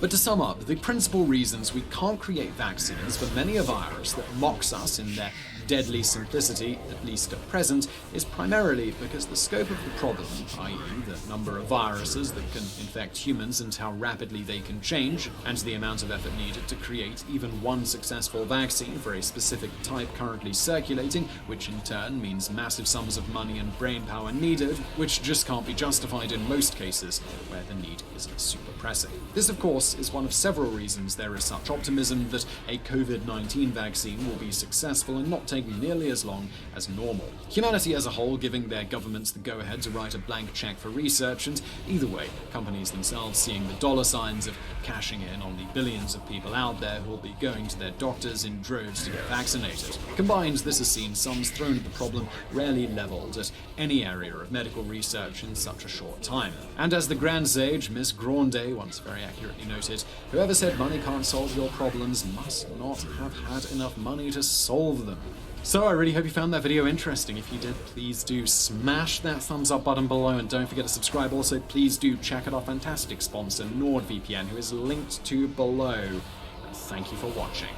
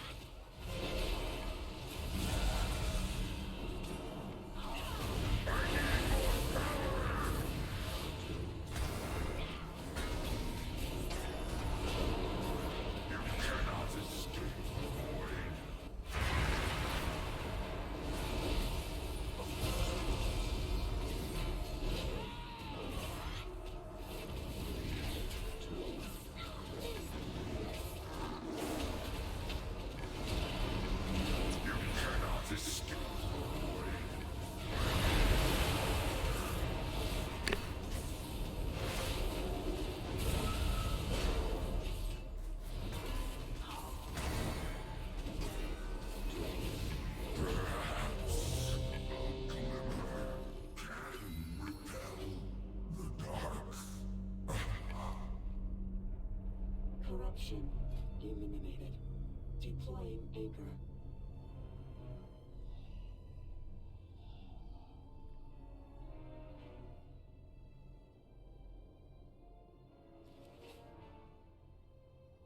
Raden's a keeper of Azeroth, a great hero, but he lost hope.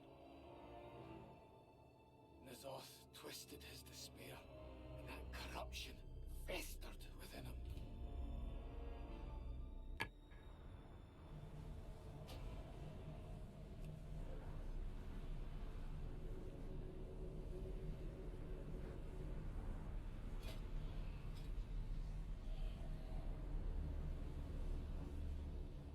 Alert.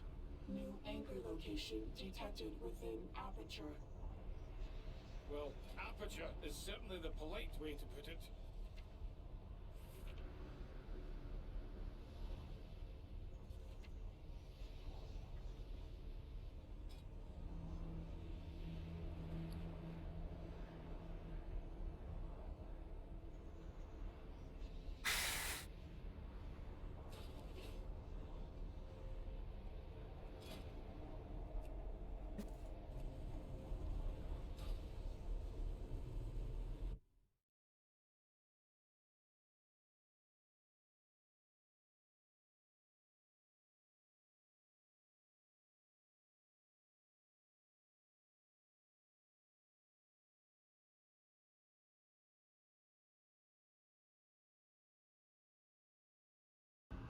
Hello everyone. Hello. Hopefully this will be a quick video, but I wanted to get the information out there because this is important. Well, I'm everyone. Well, no, I'm not technically everyone. I'm someone. And if it's important, well, I'm listening.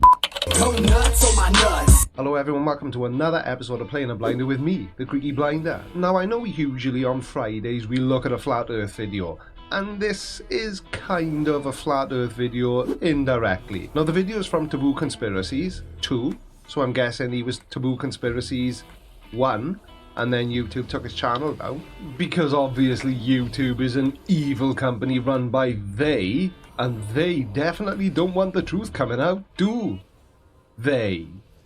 And he's talking about how the 24-hour sun in Antarctica is fake. So, yeah, it kind of fits in with Flat Earth, so let's check it out. Tidy! If you are familiar with my past videos, you already know that I'm completely insane and wrong about 99.99999% of the things you talk about. highly skeptical of the Antarctic 24-hour sun claim. Oh, wrong again. Oh well. By the way, could you please stop with the Kermit the Frog impression? I wouldn't just speak in your normal voice. And any videos that seemingly support that allegation. Ah, well I guess maybe that is your normal voice. Rather unfortunate, but who am I to criticise the way somebody speaks? Well, actually I'm highly qualified because I don't have an accent.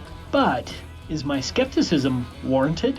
Not really, no, but that's never stopped you before. First, we already know that because of the Antarctic Treaty System and its enforcement protocols, independent travel is not allowed below the 60th south parallel, and that alone should raise some major alarms that the controllers are hiding something big from we the people. Well, that ship looked pretty big. Is that what you mean they're hiding? Big ships? Filled with tourists that have paid to go on a cruise around Antarctica? Like the shape of the Earth. Shock horror. Typical conspiracy theorist response. The controllers, i.e. they, are looking to keep it from us the people. Why is it that conspiracy theorists are always looking for a powerful actor, a singular person, to blame? It's nobody's fault that you believe the nonsense you believe. And what's the 24-hour sun in Antarctica got to do with the shape of the Earth? Well, strangely enough, it's got everything to do with the shape of the Earth, because the only way it's possible is because we live on a globe. And the reason conspiracy theorists like you don't choose to believe that the Antarctic does in fact get 24 hours of sun for certain portions of the year is because it completely obliterates your silly beliefs. Second, I've discussed this in other videos, and so I will cover this quickly, as many of you have already seen this.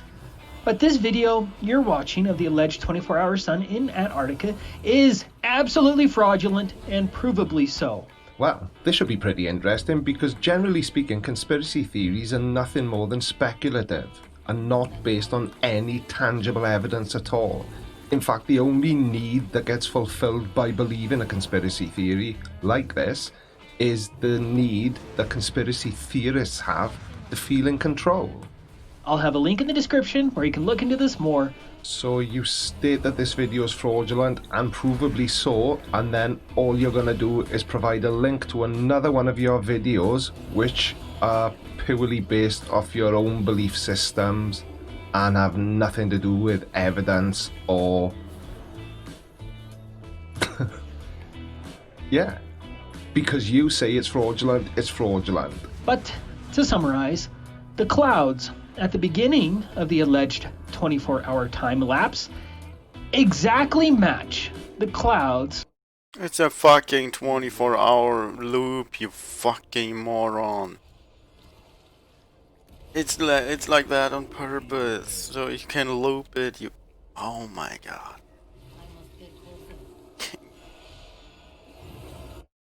At the end of the time lapse. I'm not making any of this up. You can watch the documentary and do this yourself. Now, here are the two segments synchronized. Remember, these different clips are supposed to be separated by an entire day. As you can see, there's not one iota of difference between the clouds. If you are an honest person. Fucking loop. It would appear, to the more observant among us, in this case, moi, that the clouds are not the only thing that are identical in these two clips you are playing one above the other, one labelled beginning, one labelled end. I noticed that the smoke coming from the very small chimney in the bottom left of the screen is also exactly the same. Almost as if you were deliberately misleading us. How could this be possible? If, as you say, you're an honest person. You must recognize the fact that it's impossible for a whole bunch of clouds to match each other exactly 24 hours later.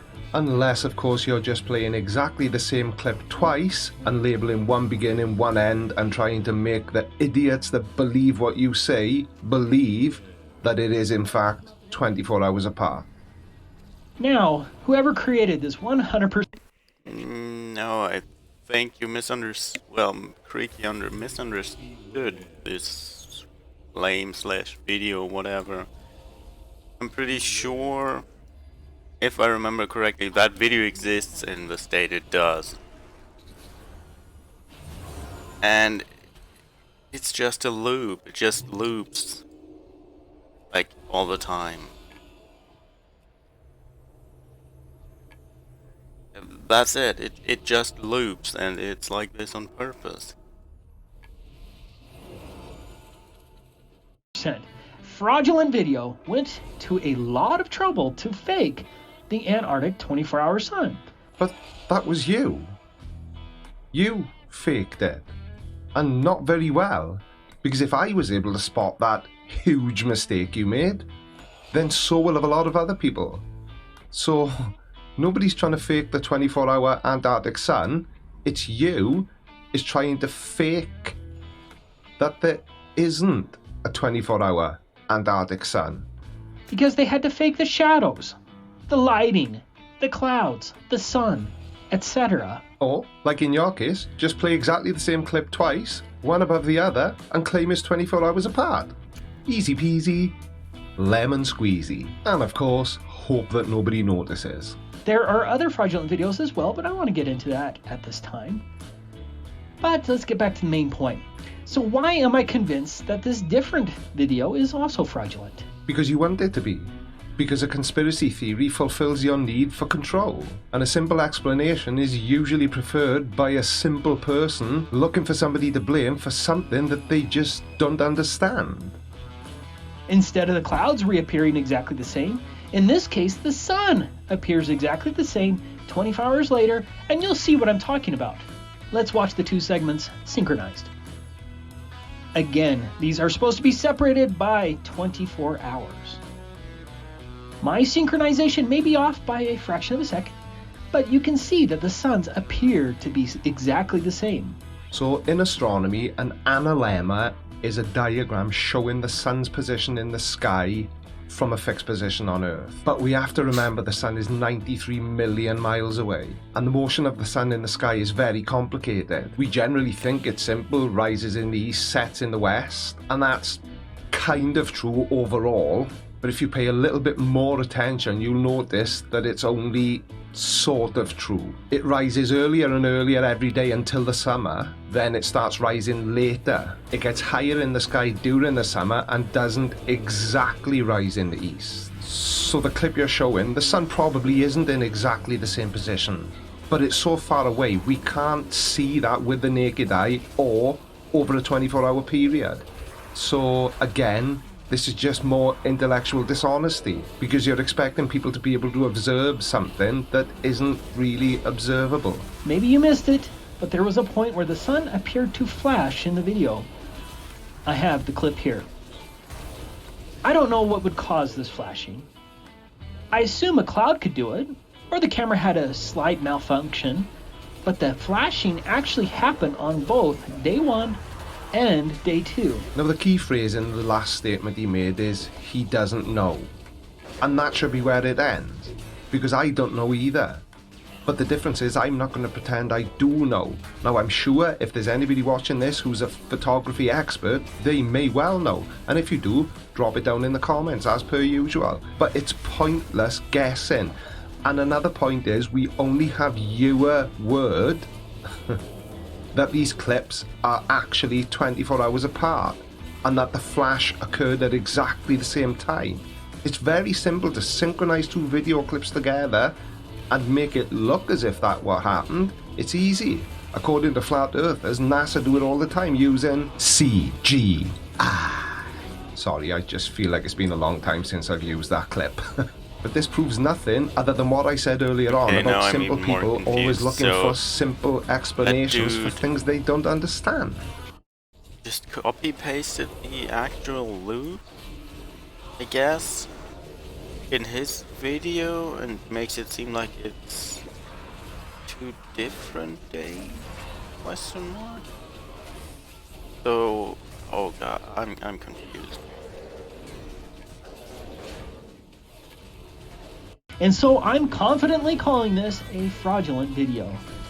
I'm sure the Globe propagandists and the zealots are going to disagree, but before you voice the typical shill comment, you need to provide some actual proof of your assertion. Otherwise, you will be locked. Why should we provide any evidence? Because you were the one claiming that the Earth isn't a globe, so the burden of proof is on the person claiming the direct opposite to what is observably true. And besides that, you haven't shown any evidence. Putting 2 video clips one above the other is not evidence. It's basically just you manipulating time-lapse footage to fit in with your worldview. That's my warning. For the sensible, honest person, this has to be a fake. Remember, we already know that they will go to a lot of trouble to fake the 24-hour sun in Antarctica. Fool me once, shame on you. Fool me twice, shame on me. And who exactly is the shame on if you're fooling 19,000 people? Sorry, but I will never believe another claim about the 24-hour Antarctic sun unless I see it or someone I trust sees it, because the paid liars are definitely out there, and I have proven the same here. Well, as far as I can see, the only thing you've actually proven is that you can play 2 video clips, one above the other, and scream fake. Book a cruise to Antarctica. Go and see for yourself, at the appropriate time of year, obviously. But you wouldn't want to do that, would you? Because that would cause your whole world to implode. Now, as usual and remaining true to form, the only thing that this video from Taboo Conspiracies proves is that he's a conspiracy theorist, which is blatantly obvious and not just by the name of his channel. And for conspiracy theorists like Taboo Conspiracies, it causes them to become detached from a reality that unfortunately we have to share with them. Because the Antarctic does get 24 hours of sun for certain parts of the year. You can travel to Antarctica on a cruise ship. So this is nothing more than... Jesus Christ, we have this shit here in Europe. Europa, in Europe. it's not only at like near the, well, it is kind of only near the poles, but the near is like relative.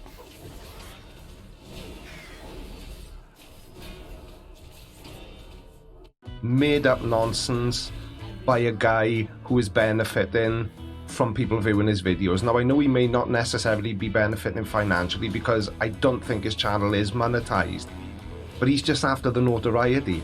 Look at me, I've seen these things. They are out to get us, and I'm getting fed up of saying that. But who actually benefits from this conspiracy theory?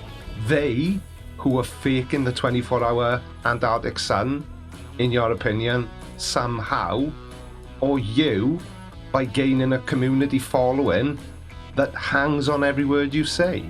If you are new, please consider hitting the subscribe button. It does help the channel hugely. If you're a regular viewer and you've noticed that you're not getting notified when I upload a video, I think something's broken on the back end of YouTube, so you may want to click the bell again and check your settings.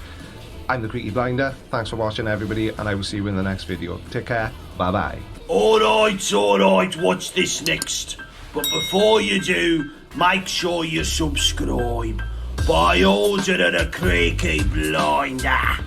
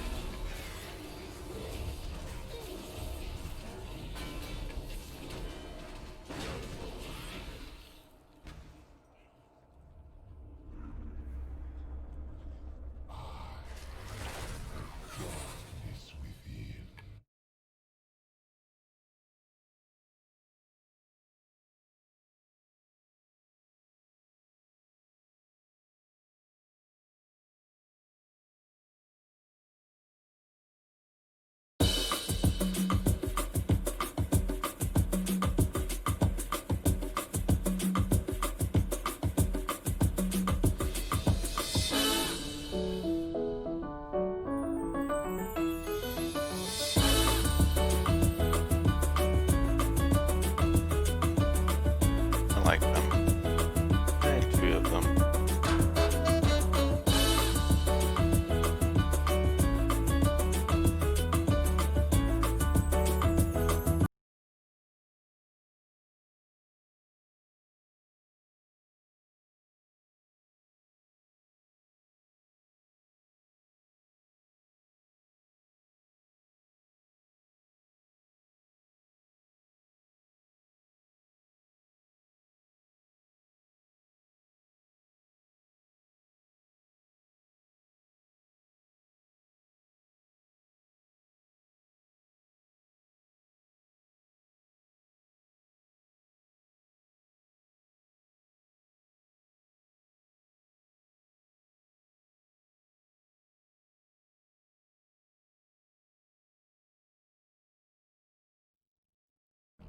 And we're about to see both strengths and weakness. Yeah, you're doing the darn thing. I was trying to see like if you knew certain setups, and you do. Oh wow, Finn. Yeah. One of my favorite customizations he's got. Round one. Fight. Adventure time.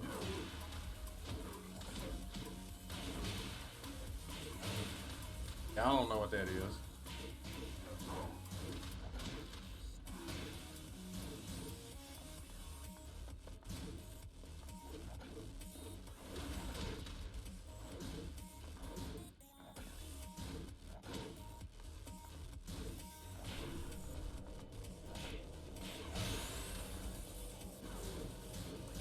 Yeah, that's negative 10. Oh, right up under the back one. This should be dead.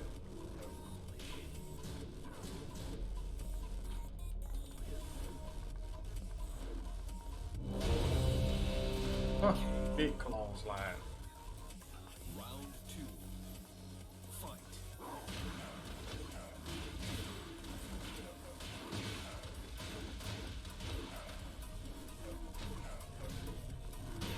Ouch. 4, 3, 2, 1.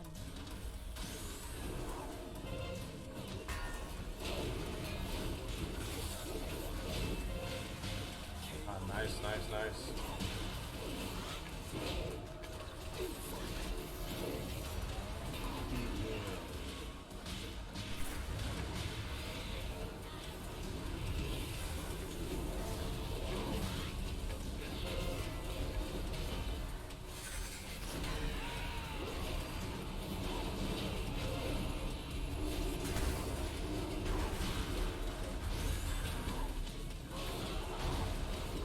Ah, the wall. I was trying to cheese out.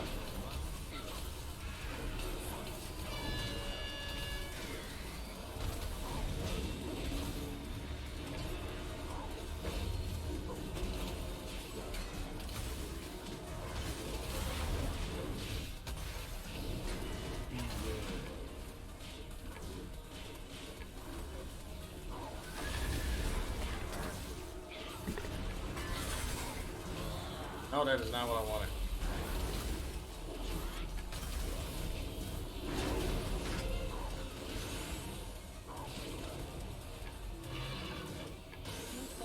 Ah, very nice.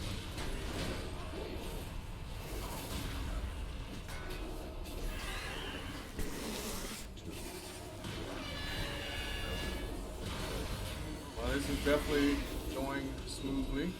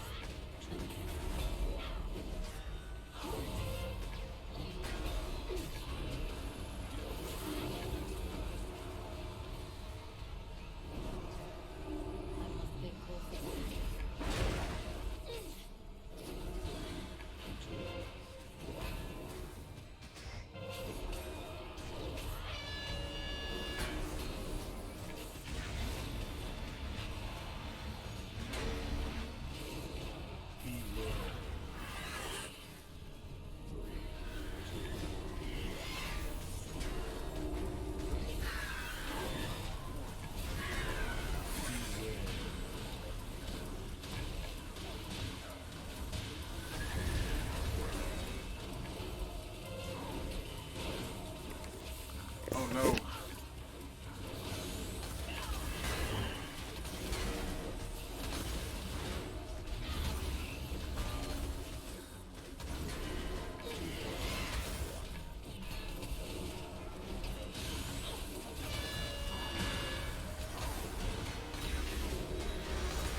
Yeah, back four is so underrated. Really.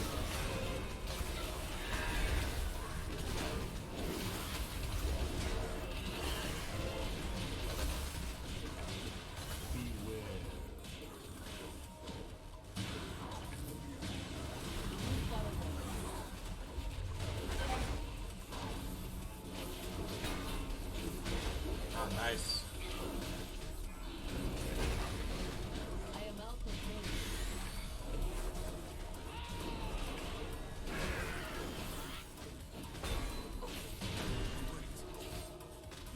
Nah, that risk wasn't necessary.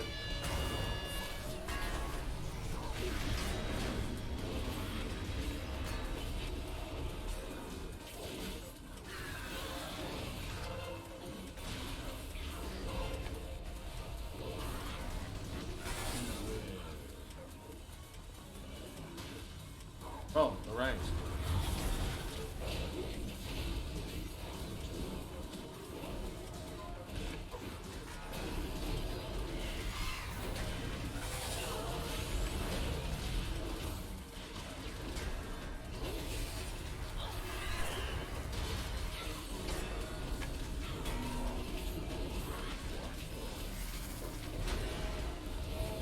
Jokeman, such a big fan. Watching me on Evo. Okay, okay.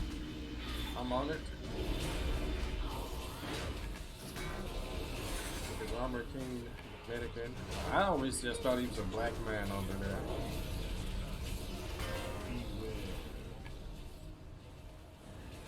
Honestly.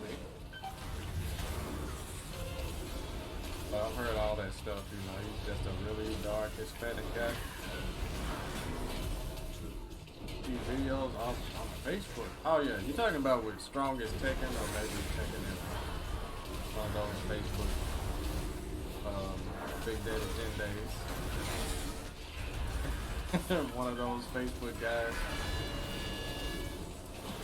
Surprised no one is like trying to get those guys canceled.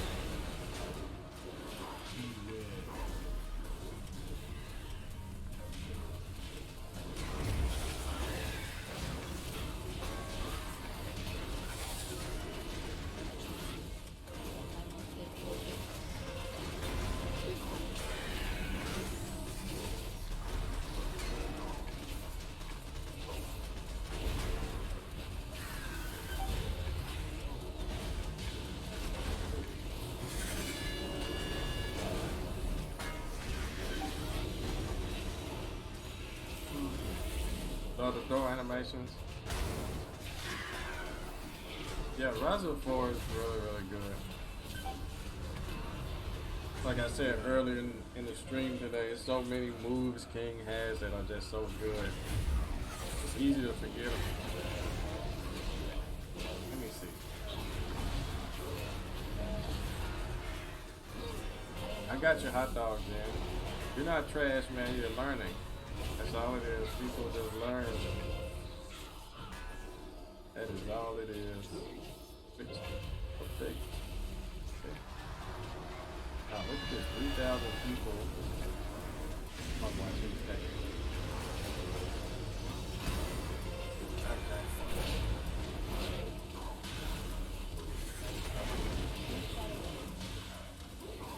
No, the execution.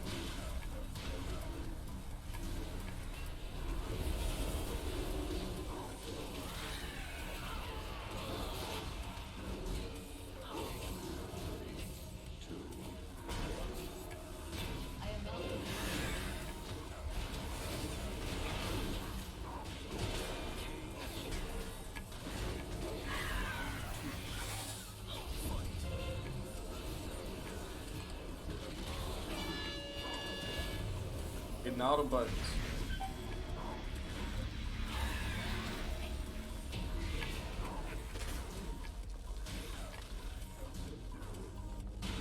Oh, nice.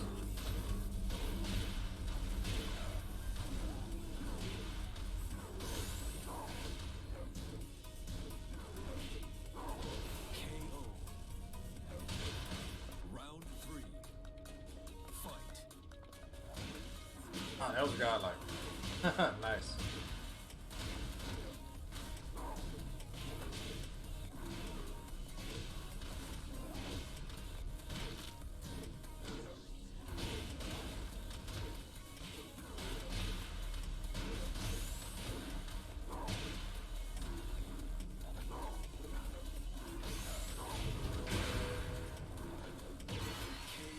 Ah, that hurts. That is 28 damage though. Fine, I can never get a, oh, okay.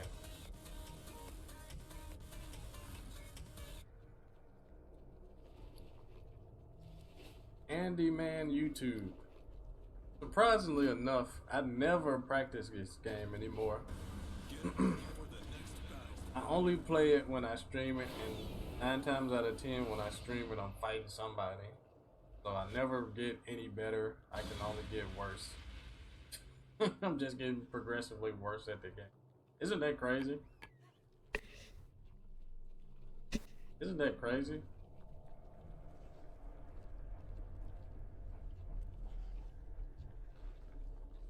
It's only because of this pandemic, man. I pretty much lost. But it was kind of before that. I wanted, like, this year to be like my year where I put my best foot forward with this game. But COVID took all of that away.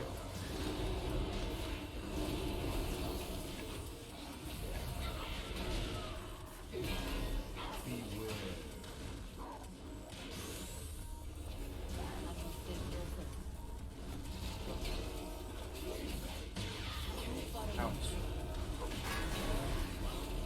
What other games are you waiting for or play? Deuce, yeah, I'm trying to I have Doom Eternal on my PC right now, but right now I'm on like a Tekken kick.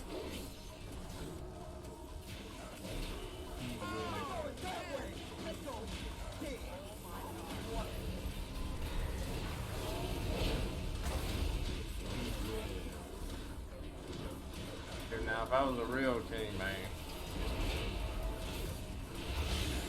I would have did a instant shining wizard right there, right to the wall. Yo, Saifu Wukong. Wukong. Nice name there.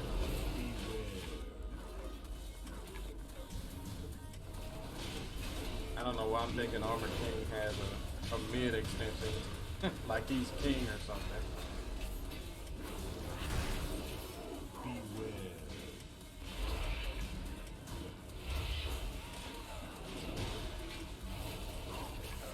Ah, is this it?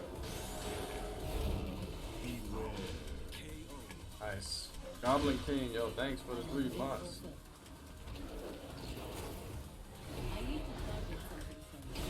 Yeah, Komotoshi, I'm on a Tekken kick, man.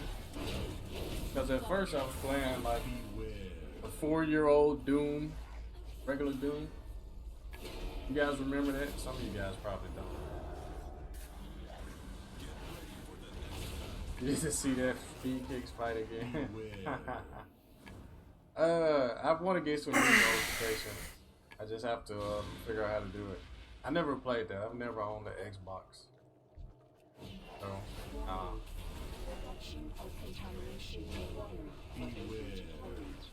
yeah, Gnome Death. Yeah. OG Doom. Yeah, that was one of the best games ever, man.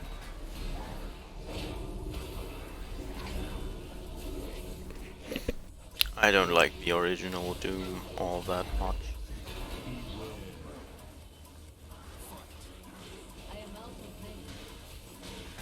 Nice stuff there.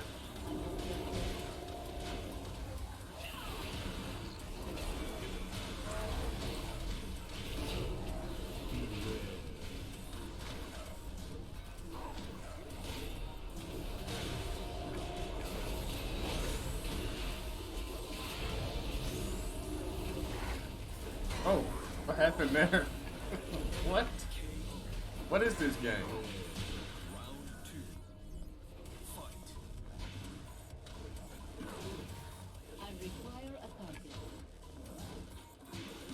Oh.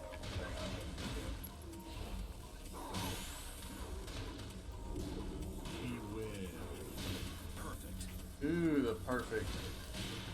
Ugh.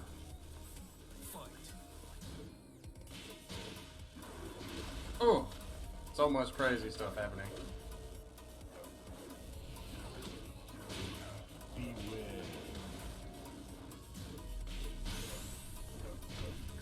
Oh, Kurt Angle.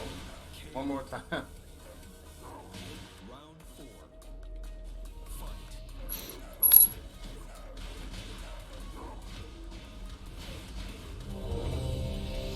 That was ugly.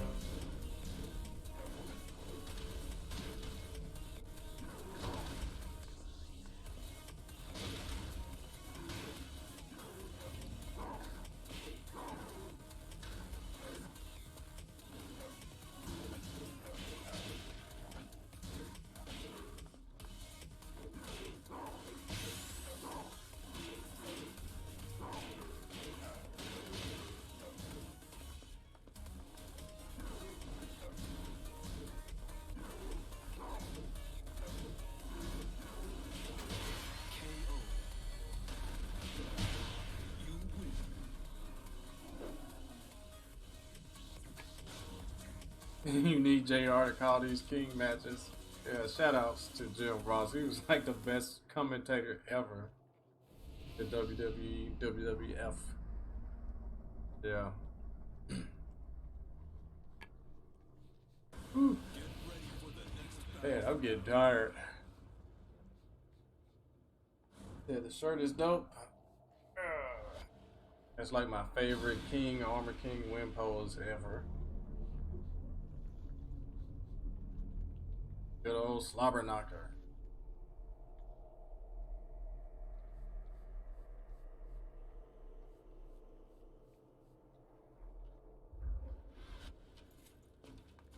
Round one.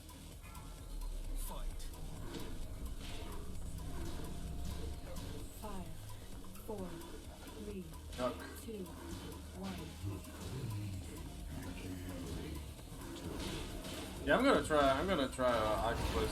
Don't tell man, I'm gonna see how disgusting this connection is. Everyone's gonna see it too.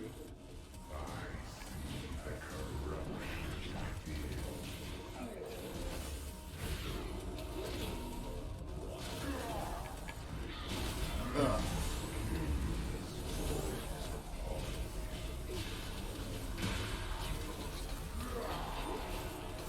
Everyone's gonna see. Wow, there's an emote for everything. Nice, sweet baby Lilo. I didn't even know that was an emote. So many possibilities on Twitch.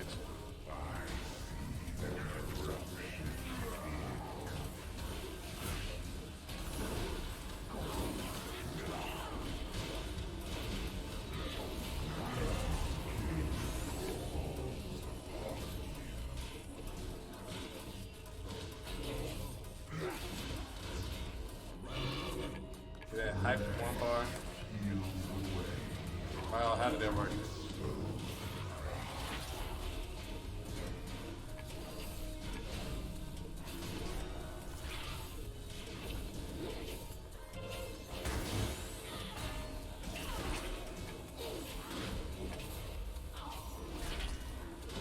Oh, Stone Cold. No. Ah.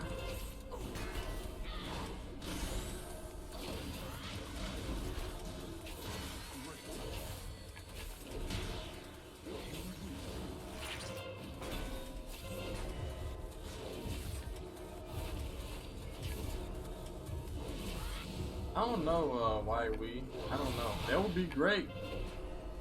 That way we could bridge that skill gap with like Korea and Pakistan a lot easier. Like the net code was just so good in the future to where it's like seamless play.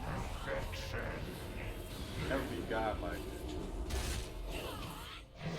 Teach you how to play with King. Speaking of that, King J, he has a series, a really nice series on YouTube called Teach Me. He's got a King Teach Me with one of the players in EU, so definitely go and check that out. I know it's not me, but you know, information is still good information.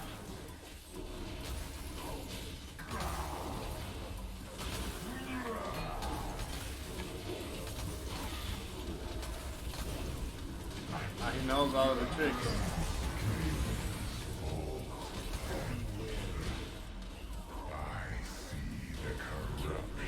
Knows all of the tricks. Wukong, of course.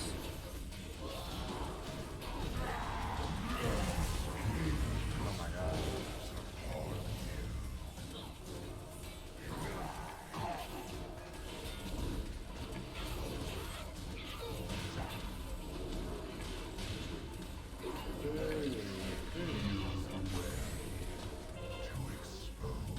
This is gonna hurt a lot.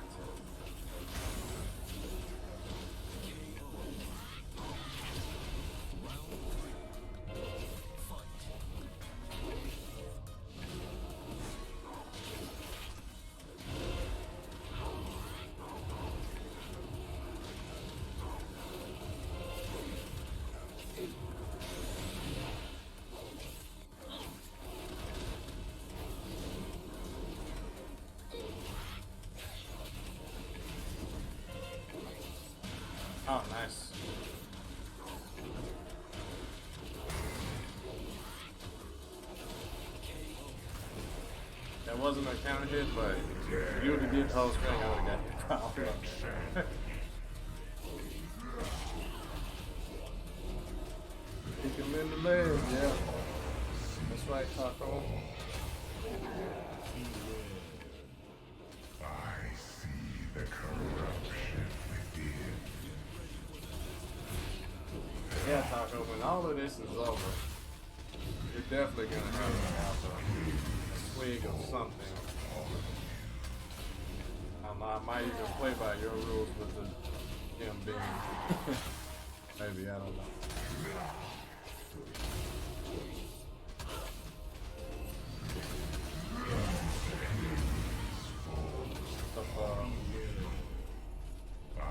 Bird. Yeah, it veins. I wanted to get like a lengthy stream in tonight.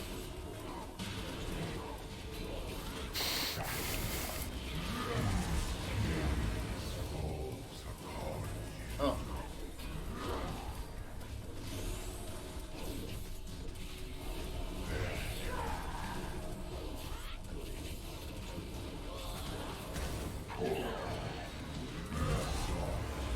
Ah, this is good kind of hit. Oh no, the drop. I see the corruption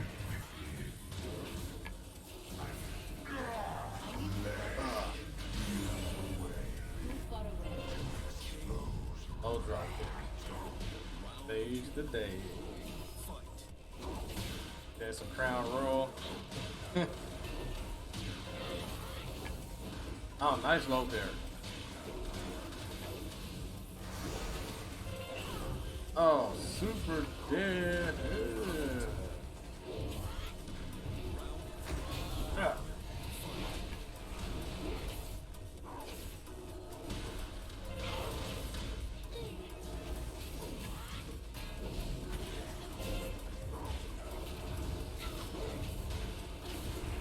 It moves a lot better than I gave it credit for, Armor King.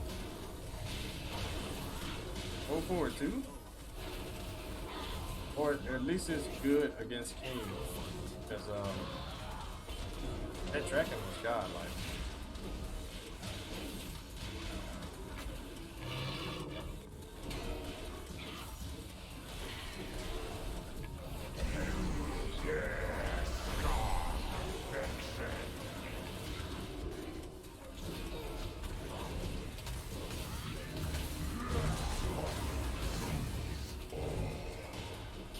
Look at me.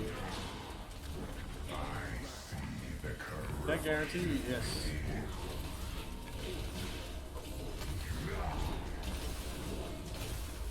Health negative 12, right? No.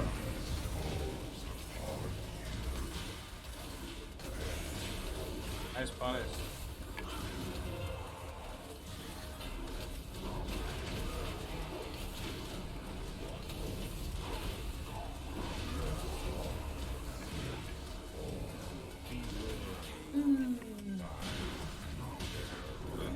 Nice one. Alright, let's change stages. We can go to 10. That was negative 12 and tag 2. Yeah, my information is outdated. A lot of my tech and knowledge is so outdated. Uh-oh. Come on, hurry up and load so we can hit the button. There it is.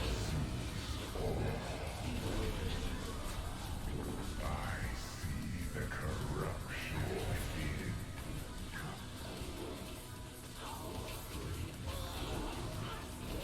Background Royale.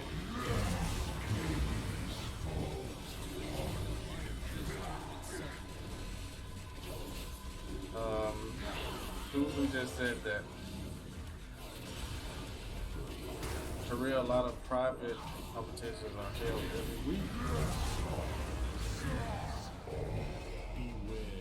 No, I don't stream every day. I don't. Yo, Buckets, I'm not a slave for subs.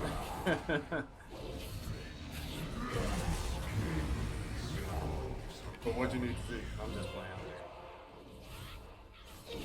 But yeah, that's pretty cool. But now we don't have any offline get-togethers here in Memphis, Tennessee. So that's what's up, my friend in Korea. Got the real king here. Got the crown. I used to have like a crown outfit.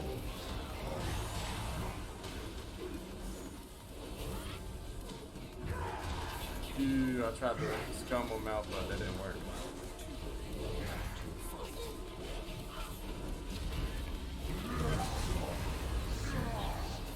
Alright, we control the arrows.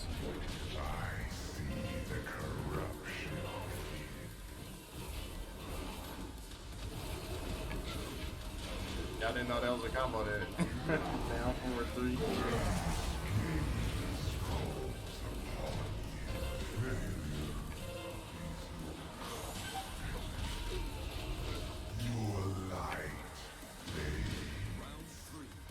We need a scene out here in NorCal?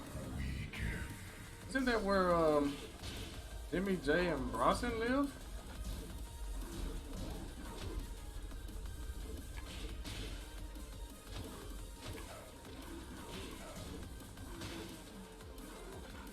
Oh crap.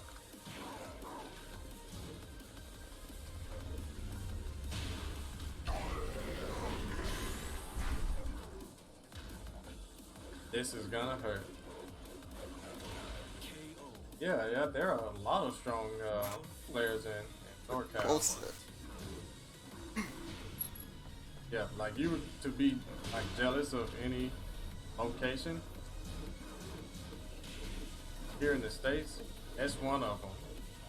Like Cali, Atlanta. Whoa.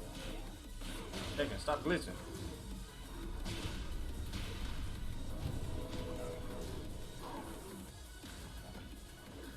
What's up, Monitor?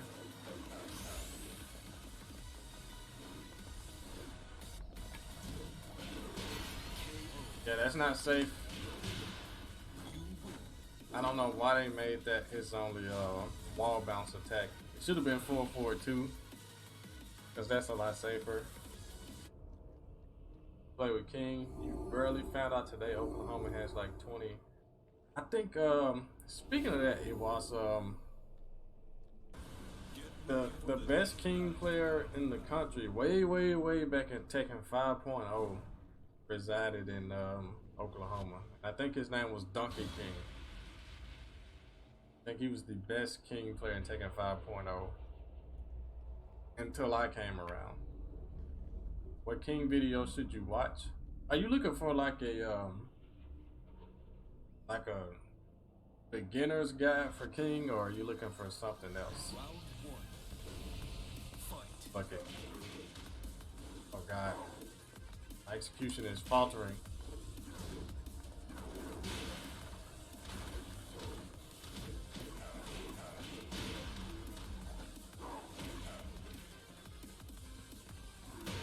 Ouch.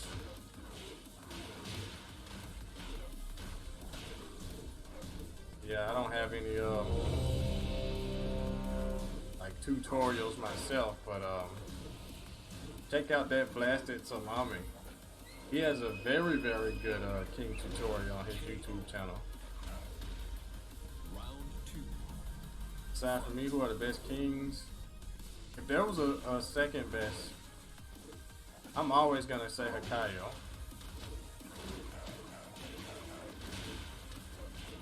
And then Puma behind him. Oh god. What is that combo? Why did I even do that? I'm thinking too hard about the chat. Oh, the damage.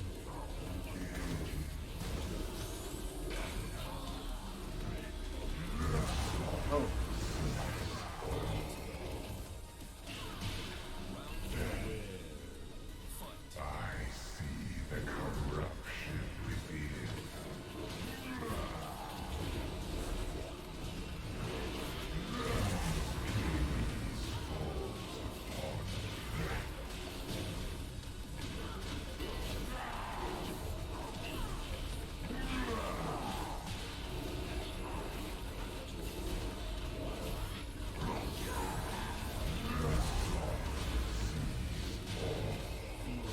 Oh, the cross up, I got him. Oh. Please fight Dr. Boskanovich. He's not on this game, Brad. He's not on this game. He was on Tekken Tag 2 and Tekken 3. Those are the only 2 games he was playable on. Aisley, yes. Yes, he is. Yeah, Lilo, we're on pad today. Doing great. Almost Shiro boy. Your name is making me almost want to play Neo 2 again. I didn't make it far at all in that game, that's why I called it quits.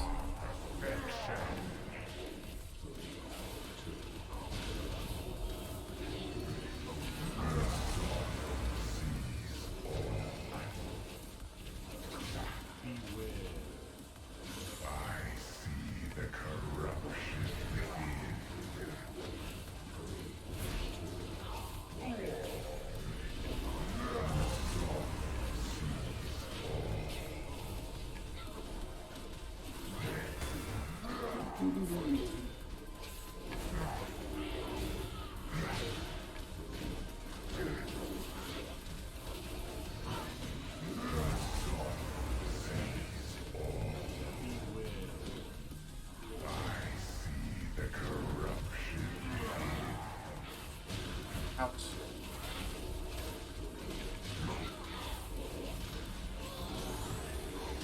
Oh god. I'm trying to sidestep when I get up. Rosie Baby Park? What's that?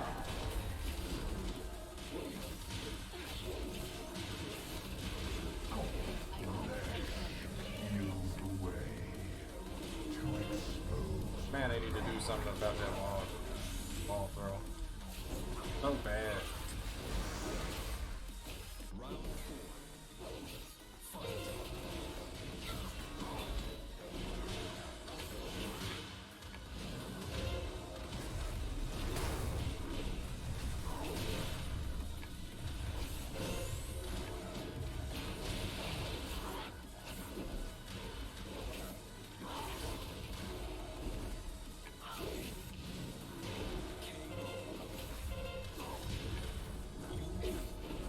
Yeah, they do need to fix that.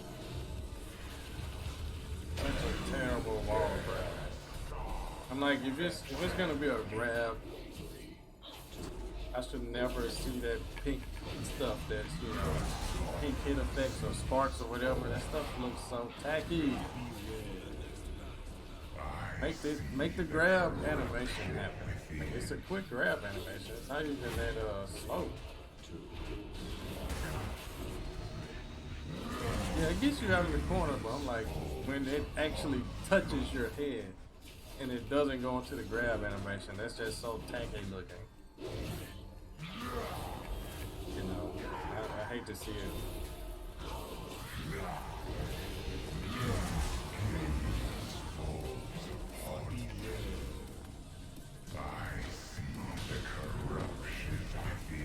Oh. What's up, Eskimo juice? Me getting whooped. Oh. That was glaciating, I believe.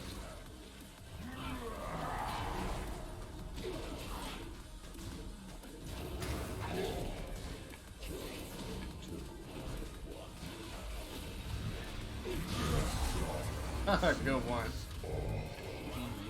That was so Bobby.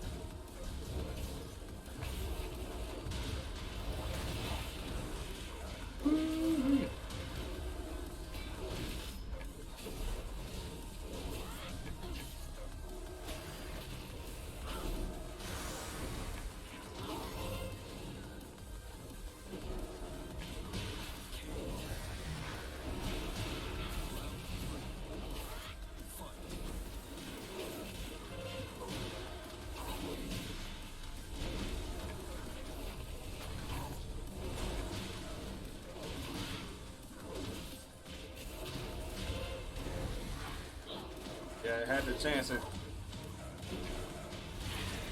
Oh crap.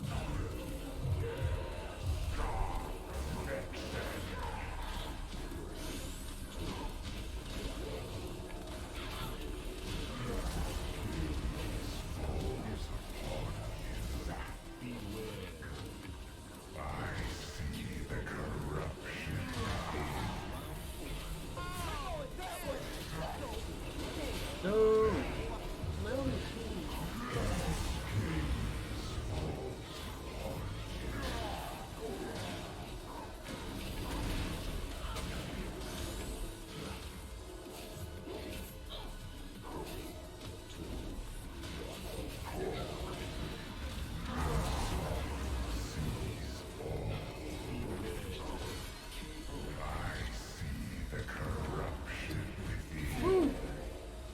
Alright, that was a good first 210, I believe.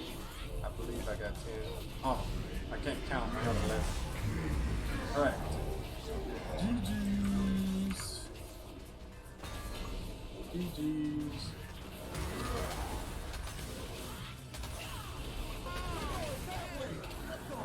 Alright. We have to play again, but that was a good showing this time on the thing. Compared to last time, obviously.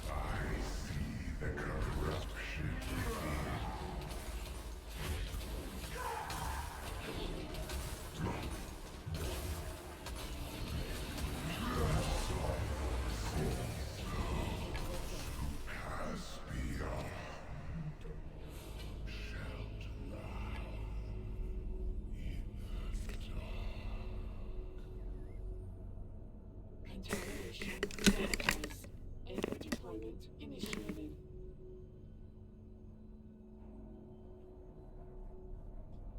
Good work, champion. The world is better off without Il'gynoth and his maddening whispers. Oh, take heed. His prophecies were meant to drive his victims insane. Now that he's gone,